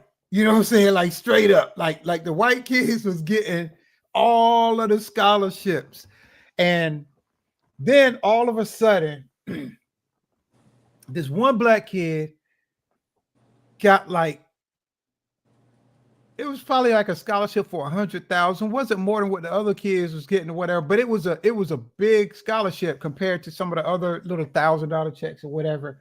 And when the black kid went up to get their you know what I'm saying, receive their scholarship and be recognized, some student in the crowd, one of the seniors, had to been, because it was only like seniors and parents and stuff in there. They said, "We got us one," and everybody just started cracking up. But we all knew, you know what I'm saying, what he was saying. It's like, uh, sometimes we feel a sense of, we rejoice, but we rejoice it not because they got a scholarship. It's a black and white thing. And there are some black people who will rejoice not because the law worked the way that it was supposed to work, but You better preach. but they're gonna rejoice because they're like, they remember what happened with Trayvon, and they remember what happened with others, and they look at all of these cases where the stand your ground rule did not work in their favor, or people who look like us our favor. Same thing with the case with OJ. People were rejoicing, you know what I'm saying? OJ's free, yeah. Because before the OJ case, there were a lot of situations where black people didn't get the representation they needed in court, and even when they were innocent, you know what I'm saying? I got friends who spent years in jail for crimes they didn't commit. So when we finally, like the scholarship thing, we got us one. Sometimes the tendency is for us as black people to be like, yeah, you know what I'm saying? I don't care. Like you know what I'm saying? You know what I'm saying? Now y'all see how we feel when it don't work in our favor. You know what I'm saying? When you know that, you know what I'm saying, it was probably wrong to do, but just like y'all get away with it and you just wash your hands, we gonna wash our hands this time. And so for me, the problem is we all have some soul searching to do.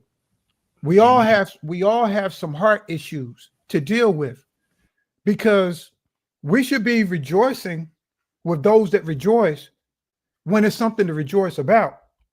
We should be mourning with those who mourn when it's something to mourn about. But we have to ask ourselves, is my mourning and my rejoicing with the right motive. Because there are some people who are mourning, you know what I'm saying, extra simply because the victim looks like them. There are some people who are rejoicing extra because the person who got off looks like them. And we have to get to a place to where we're not just picking sides because of the color of people's skin. And if we keep it real, a lot of people do that. You know what I'm saying? They immediately jump on the side of the person who looks like them instead of being on the side of righteousness. And that's why I was stressing the stand your ground law.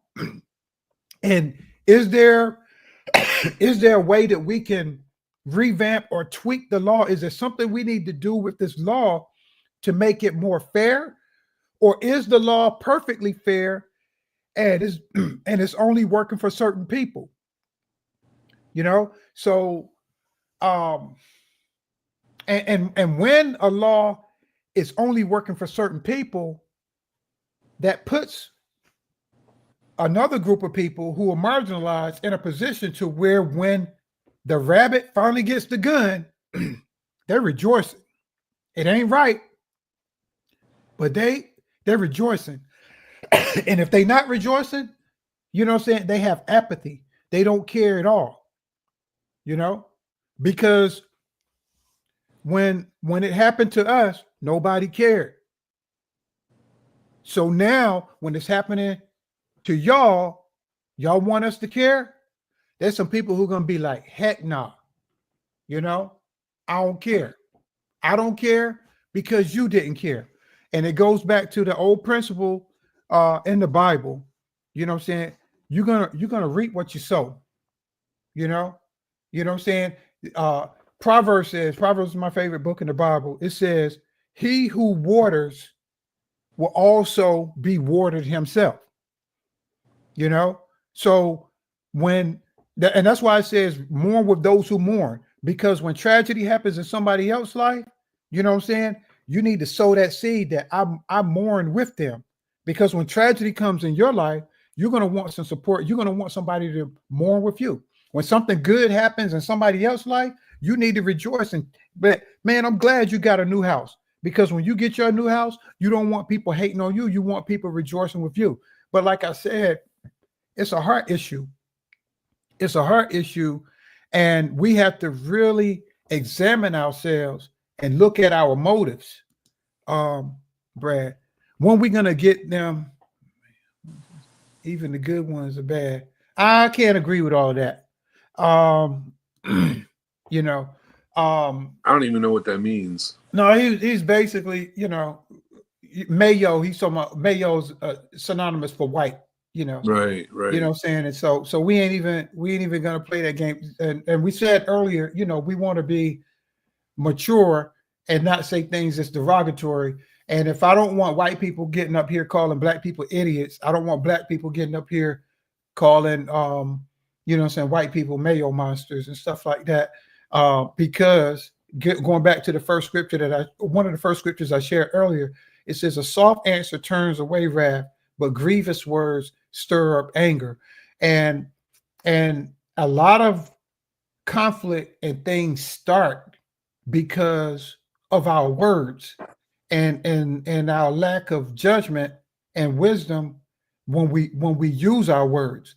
If Karmelo and Metcalf were under that tent and if Metcalf had used a soft answer, you know, or has spoken to Karmelo in a respectful way, if you know what I'm saying, he could have said, excuse me, you're in my seat. You know, it might have been different than move, boy, get out from under my tent, you know. But what we say and how we say it is gonna get a response from people. And so what we have to do is try to make sure that we're not the ones being offensive. And we also have to make sure that we're the ones who have the skill set to diffuse a situation instead of being the ones who inflame a situation. And we have to be an example of those of us who are adults, who are mature. You know what I'm saying? If we don't give the kids an example to follow, what do you think they're going to do when they go to school, or when they're in the community, when they're at a track meet, or when they're at the movie theater, or at the club, or whatever? We cannot be like the old generation and say, do as I say and not as I do. You know what I'm saying? The kids have to do as we do. And so we got to be responsible with the way we communicate and treat people. He said the good ones are fooling us, just leading us on. That's the problem. In that case, if they're leading us on, they're not good. They're just being deceptive. From my experience, and I know this to be true, there are good black people, there are good white people, they're good and bad people of all races, colors, and creeds. You know what I'm saying? Because it's not about the color of your skin. It's about, like Martin Luther King said, it's the content of your character. You know what I'm saying? The scriptures say that God is a spirit, and they that worship him must worship him in spirit and in truth. He didn't say they got to worship him in African and Chinese, black or white. It says in spirit and in truth. You know, and also the scriptures say God looks at man looks at the outward appearance, but God looks at the heart. And that's what I'm getting back to, and that's what I'm going to close with. We have to check what's in our heart, you know, and if we be honest, a lot of time what's in our heart, whether we be black, white, or whatever, you know what I'm saying, we discriminate a little bit or a lot of bit. Sometimes we're quick to jump on the side of the people who look like us. But in God's eyes, if you're a believer, we're all his children, and he loves all us the same. You know what I'm saying? I believe God's heart breaks for the Metcalf family, and I believe God's heart breaks for the Anthony family. You know, that's why when Jesus was on the cross, you know what I'm saying, one of the last things he prayed was, you know what I'm saying, Father, he said, make them one. And that's, you know what I'm saying, what we're trying to do here with the platform. I told y'all, I want everybody who's willing or want to be a part of the conversation to be a part of the conversation. I expect people to think differently than me. I expect myself to think differently than other people. But the same rules I have for my platform is the same rules I had for my classroom. And Jaden was one of my former students. He'll tell you, on the very first day of school, I told y'all what my 3 rules were. I said, rule number 1, I'm going to respect you guys. Am I lying, Jaden? Tell the truth, man. I said rule number 2. I said rule number 2, y'all are gonna respect me. Mm-hmm. And I said rule number 3, y'all are gonna respect each other. You know, and if you can't, and I said, if you can't follow those rules, you gotta get out. You could take this slip down to the guidance counselor and change your class. On day 1, Jaden, am I lying? Nah, I ain't lying. That's day 1. On day 1, I said, you're going to respect, I'm going to respect you. I didn't say you're going to respect me as number 1. I said the first person who's going to lead with respect is me. I'm going to show respect for you guys. Mr. Clean. You know? And I tried to do that. Did I keep my rules, Jaden? Yeah, you did. All right. You know what I'm saying? I didn't go in there being disrespectful to the students because I felt like I had the power as a teacher. I didn't take no disrespect from the students. If they wanted to be disrespectful, I let the doorknob hit them where the good Lord split them, you know? And if there were students in the class who were disrespectful to other students in my class, they had to go, you know, because you have to set a standard and keep it. All right. Let me see what Brad has to say here. Remember what they did to us, though. Literally use us as gator bait. All right. I get that. But who is us? You know, okay, I get what he's saying. Go ahead.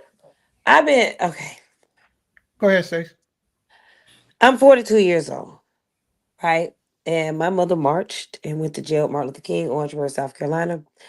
3 of her friends were killed in the Orangeburg massacre at South Carolina State University, where her and my dad attended. Um, Trust me, okay, I get it.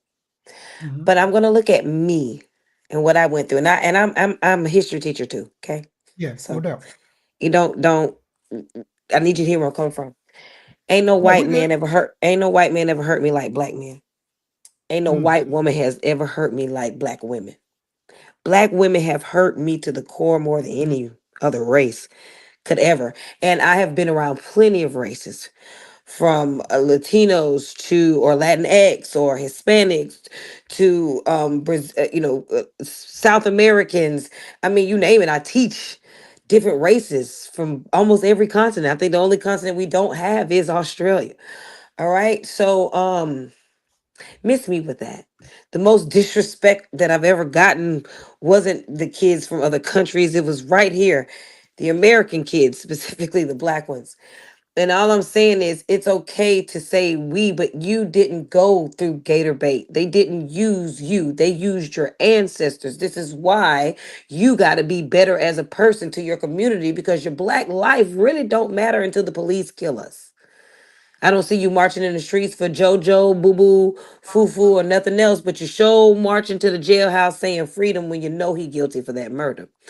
So, Father God. So, I mean,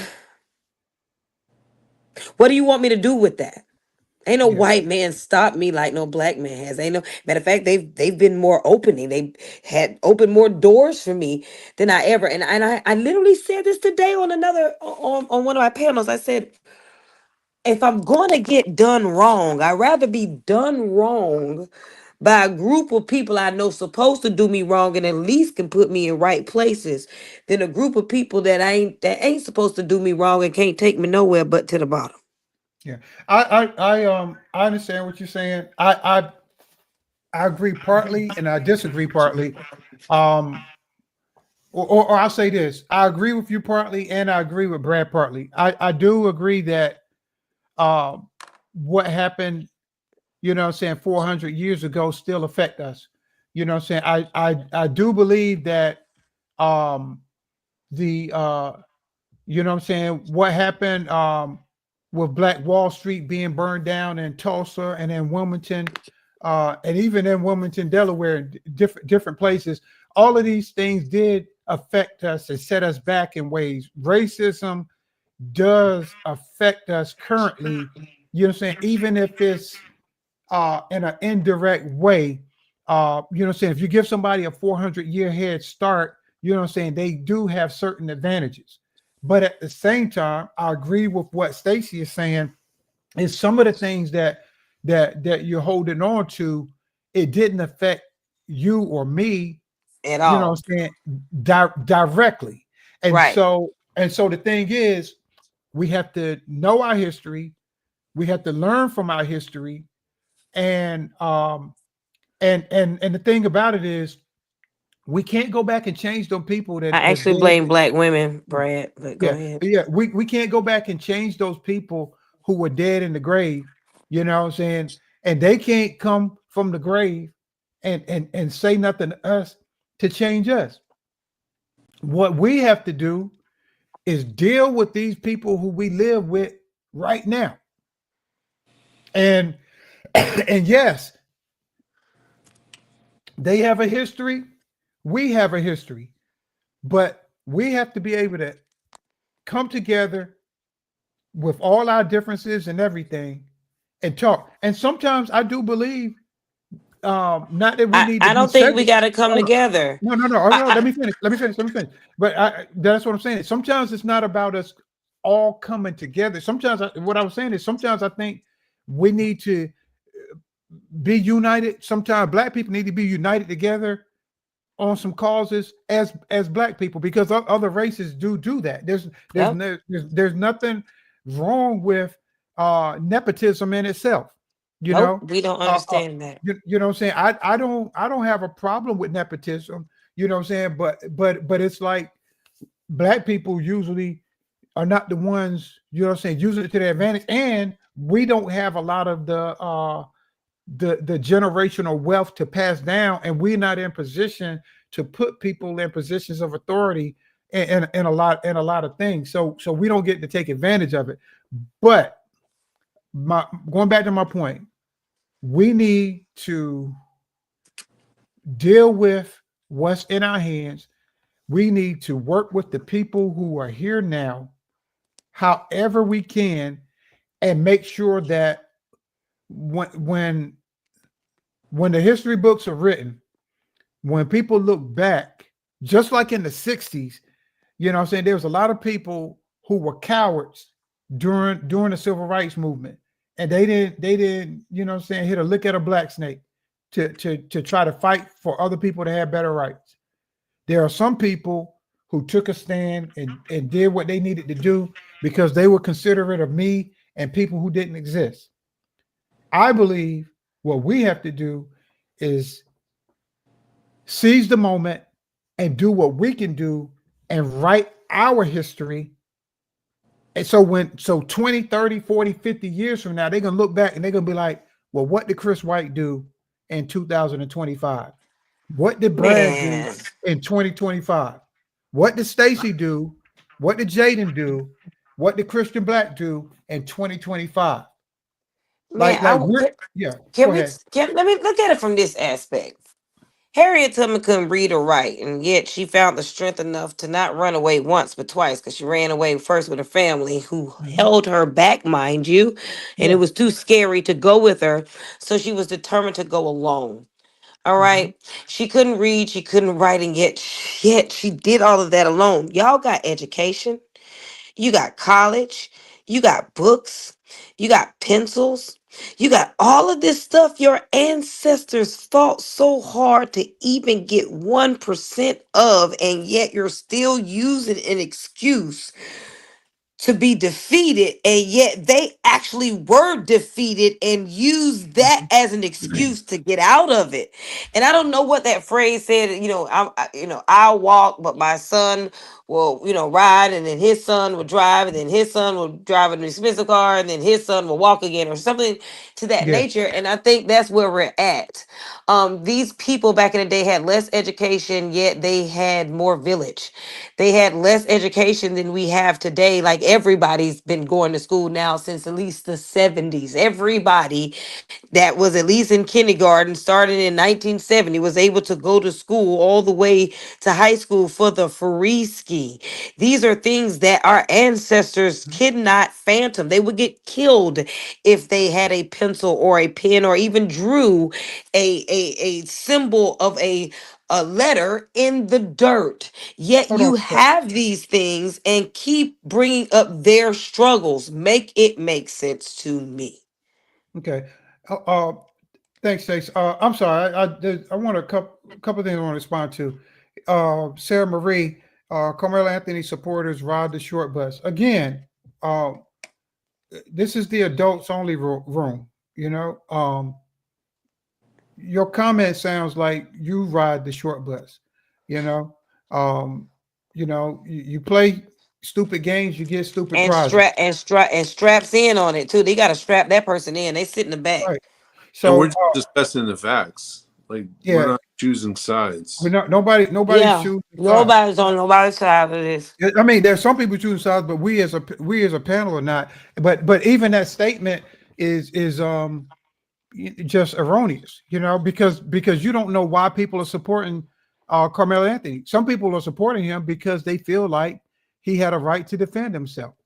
You know, uh, somebody can say the same thing. They can say people who are supporting Metcalf ride the short bus because because what's happening is, according to the color of your skin, you're just choosing a side based off of race, and you're not looking at the facts at all. And we got to get beyond that. Now, the other comment I want to move to is Brad. He says, you think they won't do that stuff again? All right. Absolutely. Some people will. That's why I got a copy of Project 2025, and I've read it, still reading it. I do realize I'm not ignorant and naive to think that everybody is for me. there are some people who are pure evil, white people and black people and people of other races and nationalities, you know. But that's not what I'm saying. I don't ignore the facts, you know what I'm saying? I don't ignore you know what I'm saying, my surroundings and act like, you know what I'm saying, everything is peaches and cream when it's not. You know what I'm saying? My thing is, what are we going to do to make things better? And one thing that we can do is one way to defeat your enemies is to turn some of your enemies into your friends. And there are some people who who are not beyond reach. There are some people, if you talk to them and not talk at them, and not come at them as if they're the enemy because their ancestors did something wrong. If you're able to have a conversation with some of those people, because there are a lot of white people that I know, they feel some type of way because they feel like they're being accused of something that they had no parts of. There's some good people with white skin who ain't never lynched nobody, you know what I'm saying, who might have had some ancestors who were on the side of the South, but that was their family member and that wasn't them. And so what we got to do is try to form some relationships, get beyond the skin color, get beyond the mental blocks, and have some respectful conversations with each other. But That's what we have to work on. Go ahead, Stace. but even if, here we go, look at history. You had Harriet Tubman that had respectful conversations.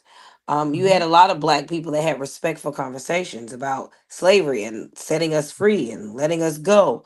It really wasn't until white people got tired of white people having black people in slavery that slavery changed. Yeah. And this is what I mean by sometimes this is where you have to separate, right? And This is if you want to see change with white people, Mhm. the white people that care are going to have to argue with their own. You being black is not going to help. No, I don't Same I don't thing. I don't I don't agree. Hear me when I'm talking about as a whole, Mhm. as a whole.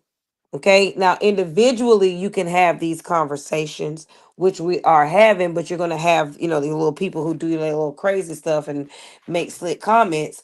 But still, and again, once again, it still doesn't negate my fact that it wasn't until white people got tired of slavery that slavery actually ended and they had to go into war for it. So, Yeah. Yeah, y- yeah. I get it. But this is the thing. I believe this. In order Right now, we're in a constitutional crisis. Um, you know what I'm saying? There's a lot of things about this country that people people are asleep and they don't realize how bad of a situation we're in right now. And I'm gonna take it back to the scriptures. The Bible says this: a house divided against itself cannot stand. If if this country is going to stand, and I'm not saying that like I'm some super patriot and I'm only concerned about, what I'm saying, USA, USA. But what I'm saying is, if the people who are good, no matter what your skin color is, the people who care about other people, there has to be a coalition of black people, white people, young people, old people, handicapped people, all different types of people have to find a common ground and something to rally around. And I believe that thing should be righteousness, doing what's right, you know. And if all the black people get together and try to vote one way, it ain't enough people because we don't even have the numbers to move the needle when it comes down to elections. And elections have consequences. And if all we do is sit here and blame white people for everything, they're never going to feel comfortable to have a conversation with us and even hear what our plight or what our issues are. So what I'm saying is, and I don't think that just having conversations is going to solve everything, but I believe you can't get anything done without first being able to have a conversation. if we can't even sit down and talk about it, you know what I'm saying? There's absolutely no way we're going to be able to fix any of the problems because number one, we'll never be able to understand each other. That's why when I made my point last week, I said what we need to do is stop listening to respond, and we need to start listening to try to understand. All of those things that Brad was making, they're valid points because it's history and we can't ignore that. You know what I'm saying? As a black man, I'm not gonna ignore that. You won't ever get no Tim Scott energy out of me. You know, it just won't happen. You know what I'm saying? Uh, I'm black and I'm proud, and you know what I'm saying? I'm blacker than charcoal in the heart. You know what I'm saying? I'm proud of my skin and everything about being black. You know, and I know the history of what our ancestors suffered. But what can I do in 2025? You know what I'm saying, to move the needle? Having conversations is just one part of it. I don't just talk. You know what I'm saying? I'm involved in other things that I don't just, put on social media or whatever. What are we going to do besides make a negative comment about somebody that don't look like us? You know, um, and so you're not really putting me up on game, telling me about Black history and all that stuff. I know, you know what I'm saying, and I agree that it was wrong. And I agree that we still suffer because, um, what I'm saying, when you separate families and fathers are separated from the wives and the children, and you're sold, and one person is on a plantation in South Carolina and one person is on a plantation in Georgia. You know what I'm saying? You throw off a whole generation and several generations just by separating families. So there's a lot of things that, what I'm saying, there are residual consequences that happen because of slavery, and we still feel the effects of that. But there are some things we can't change. Let's change the things we can change. And for what it's worth, I agree with what Brad said as far as historically, and I understand, Yeah, the level of paranoia and yeah, but I mean, it's not necessarily paranoid. But the thing is, my thing is this, and I don't mean to cut you off, yeah. Christian, but I was talking to a friend of mine, saying a couple of weeks ago, and she's an older white lady, she's an educator, and she was like, we have to be careful not to paint with a broad brush. Mhm. You know, and everything Brad said, there's some truth in it, but it only becomes a problem when you start using words like they and them, and you make it seem like everybody with white skin thinks the same way, Right. because Because, they don't. and I was just about to say that. Like, who you thought had the houses on the river? It wasn't black people. Who do you think helped us on the Underground Railroad? Hmm. It wasn't all black people on the Underground Railroad. Who you think let us know what funerals was happening so we could hide in the bodies when they go to, like, come on, bruh, or sis, or Hmm. whoever. We got to stop this. Listen, if you really want to be honest, and I got in trouble in my history class in college for it, but whatever. You're not gonna tell me these people are so at the bottom and we were so at the top, and yet they were so great to control us and still control us to this day. To the point they got you blaming them for everything. I don't know who fault it is, but it's your responsibility to make your life better. And you're not going to tell me that these people who were not so great was able to control us. And if so, then maybe it wasn't them being so great, and maybe it was us selling each other out, always complaining, envy, jealousy, hate, because that's what I see. And to sit here and say you don't see it is crazy. And that's why you got to focus So, us. Yelling at people, let me just say this, being mad at people knowing, and I said this to my mother and a group of other women, because they was like this. I said, why would you beg? When I studied the civil rights movement, and I saw that they had their own black everything businesses. This, I mean, even though we didn't think it was whatever, right? Because the psychology of it, but it was booming. It's everything that everybody wants today. mhm. And here it is. You don't have that, and you go, why? And I was like, because you know what y'all did. Why would you beg Mary Beth to sit in her private diner when Hattie Mae had the best pie anyway? Why y'all just didn't say bump you, Mary Beth? We don't even care about your diner and go and just support Hattie Mae's diner. Why would you beg people that don't like you to treat you good? Why would you move in their neighborhoods? Why would you move around them? And what you did, you left the educated ones, left the blue collar ones in the neighborhoods to fend for themselves. And at that point, because had it still been doctors and teachers and lawyers in the black community in the 80s, they wouldn't have been able to put crack in there. But this whole illusion of inclusion, you feel you better than somebody else. I got the fine china. And if you really want to go and look it up, and Lord forgive me, but there's a thing, I think it was in the 1950s, called How to Sell the Negro. It's a whole Yeah. documentary on I and watched that they video. tell you, yeah, on how to sell you. Y'all like to find China, you like name brand, you know what I'm saying? And you want to impress your friends. Yeah. And this is what sales psychologists in the 1950s said about you. Mhm. And it boils down to, like I said, is um we have to get away from the stereotypes, you know what I'm saying, no matter who it is, whether it's black people making stereotypes about white people, or vice versa.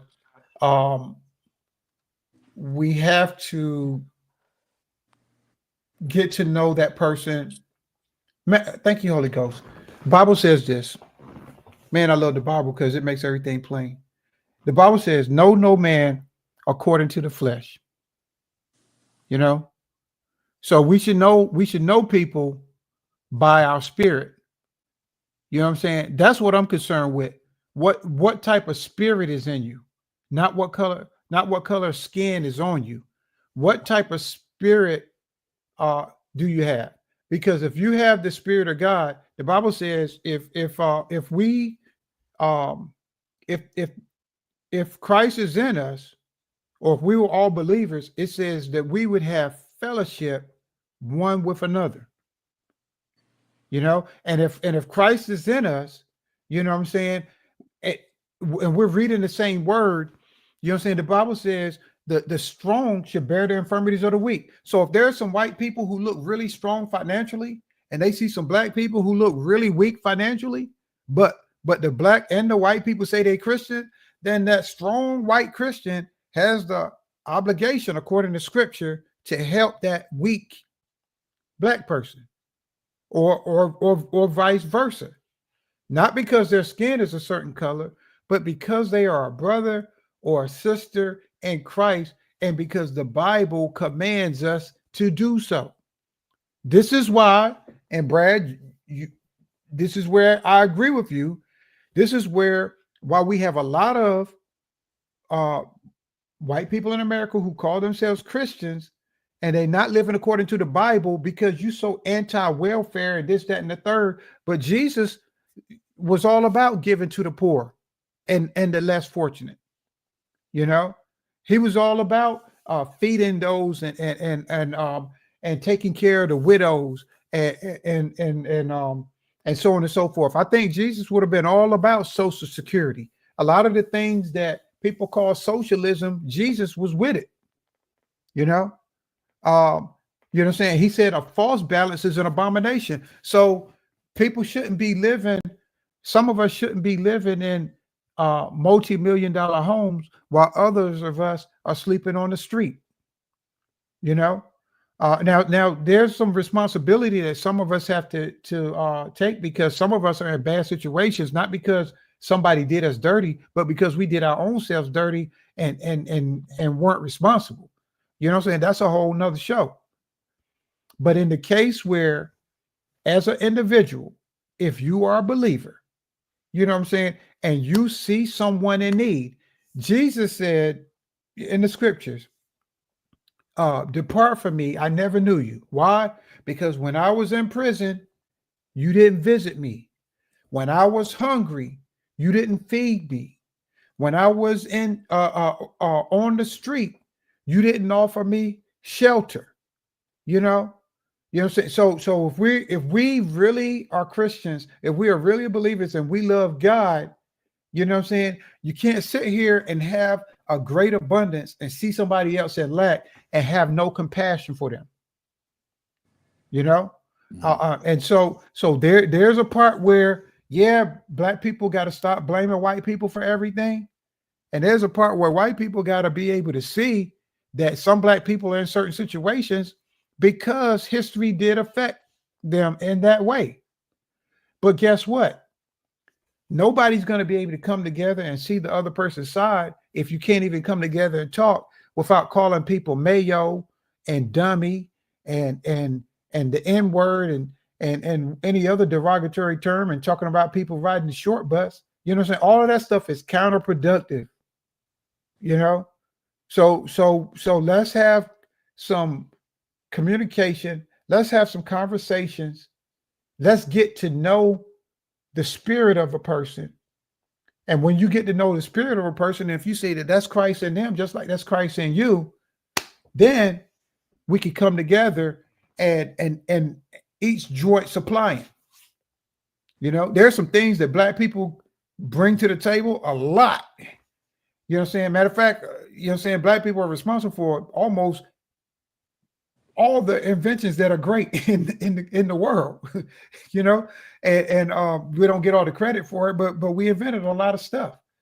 But their creativity and a lot of things, if we come together, none of us have the whole thing, but together we bring our piece of the puzzle. And this is the last thing I'll say, and I'm gonna close with this. In the Bible, and I think it was in Genesis when it talked the Tower of Babel. Yeah. You know what I'm saying? And the Bible said that they were basically trying to build some stair steps to heaven. And the scripture said that God had to mix up their languages so that they couldn't understand each other. Because as long as they were able to understand each other and communicate and work together, he basically said that there's nothing that's impossible for them to do.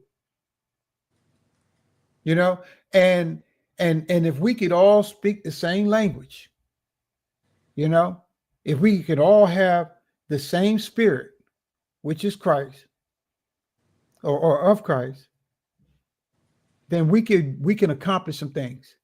You know what I'm saying? For righteousness' sake. You know what I'm saying? Let's get history is history. It happened. The present is the present. Let's take accountability for the present and do what we can do now. But look, man, this thing got longer than what we wanted to. I was trying to keep this thing down to an hour and a half, but you know, people got in late with the comments and it just grew. But I appreciate all y'all. Brad, I appreciate you and your comments. Let me see. Let me get your comment up here. So you saying we could have Black Wall Street again and be doing better than whites, and they don't Tulsa us again?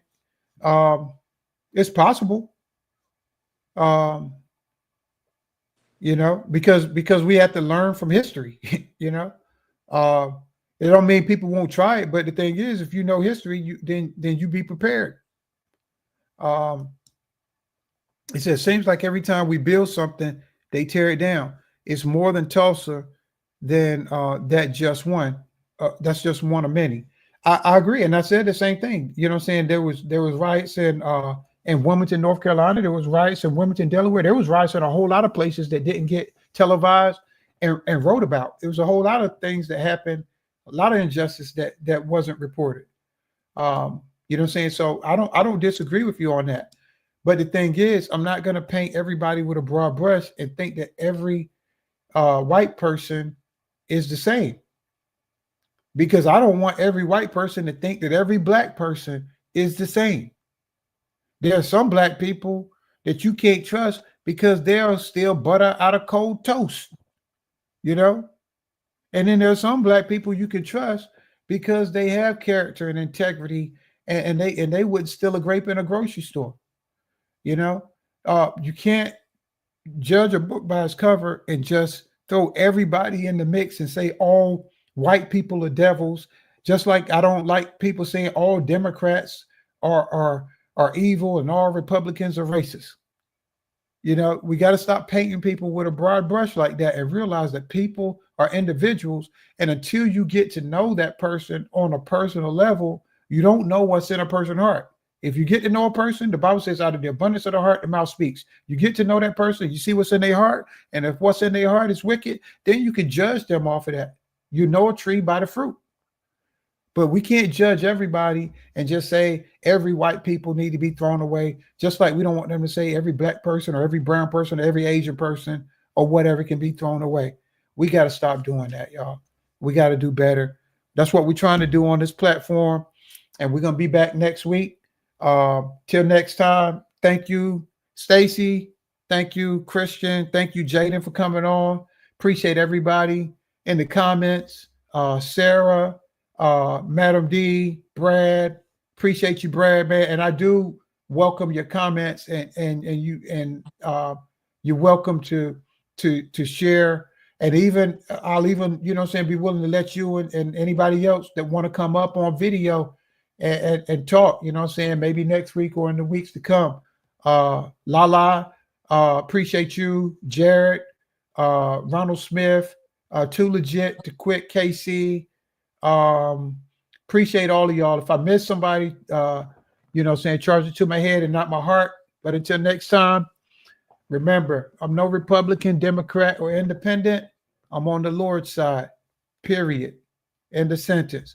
Love y'all. We see y'all next Wednesday at 8:30. Make sure y'all like, subscribe, and share. Peace.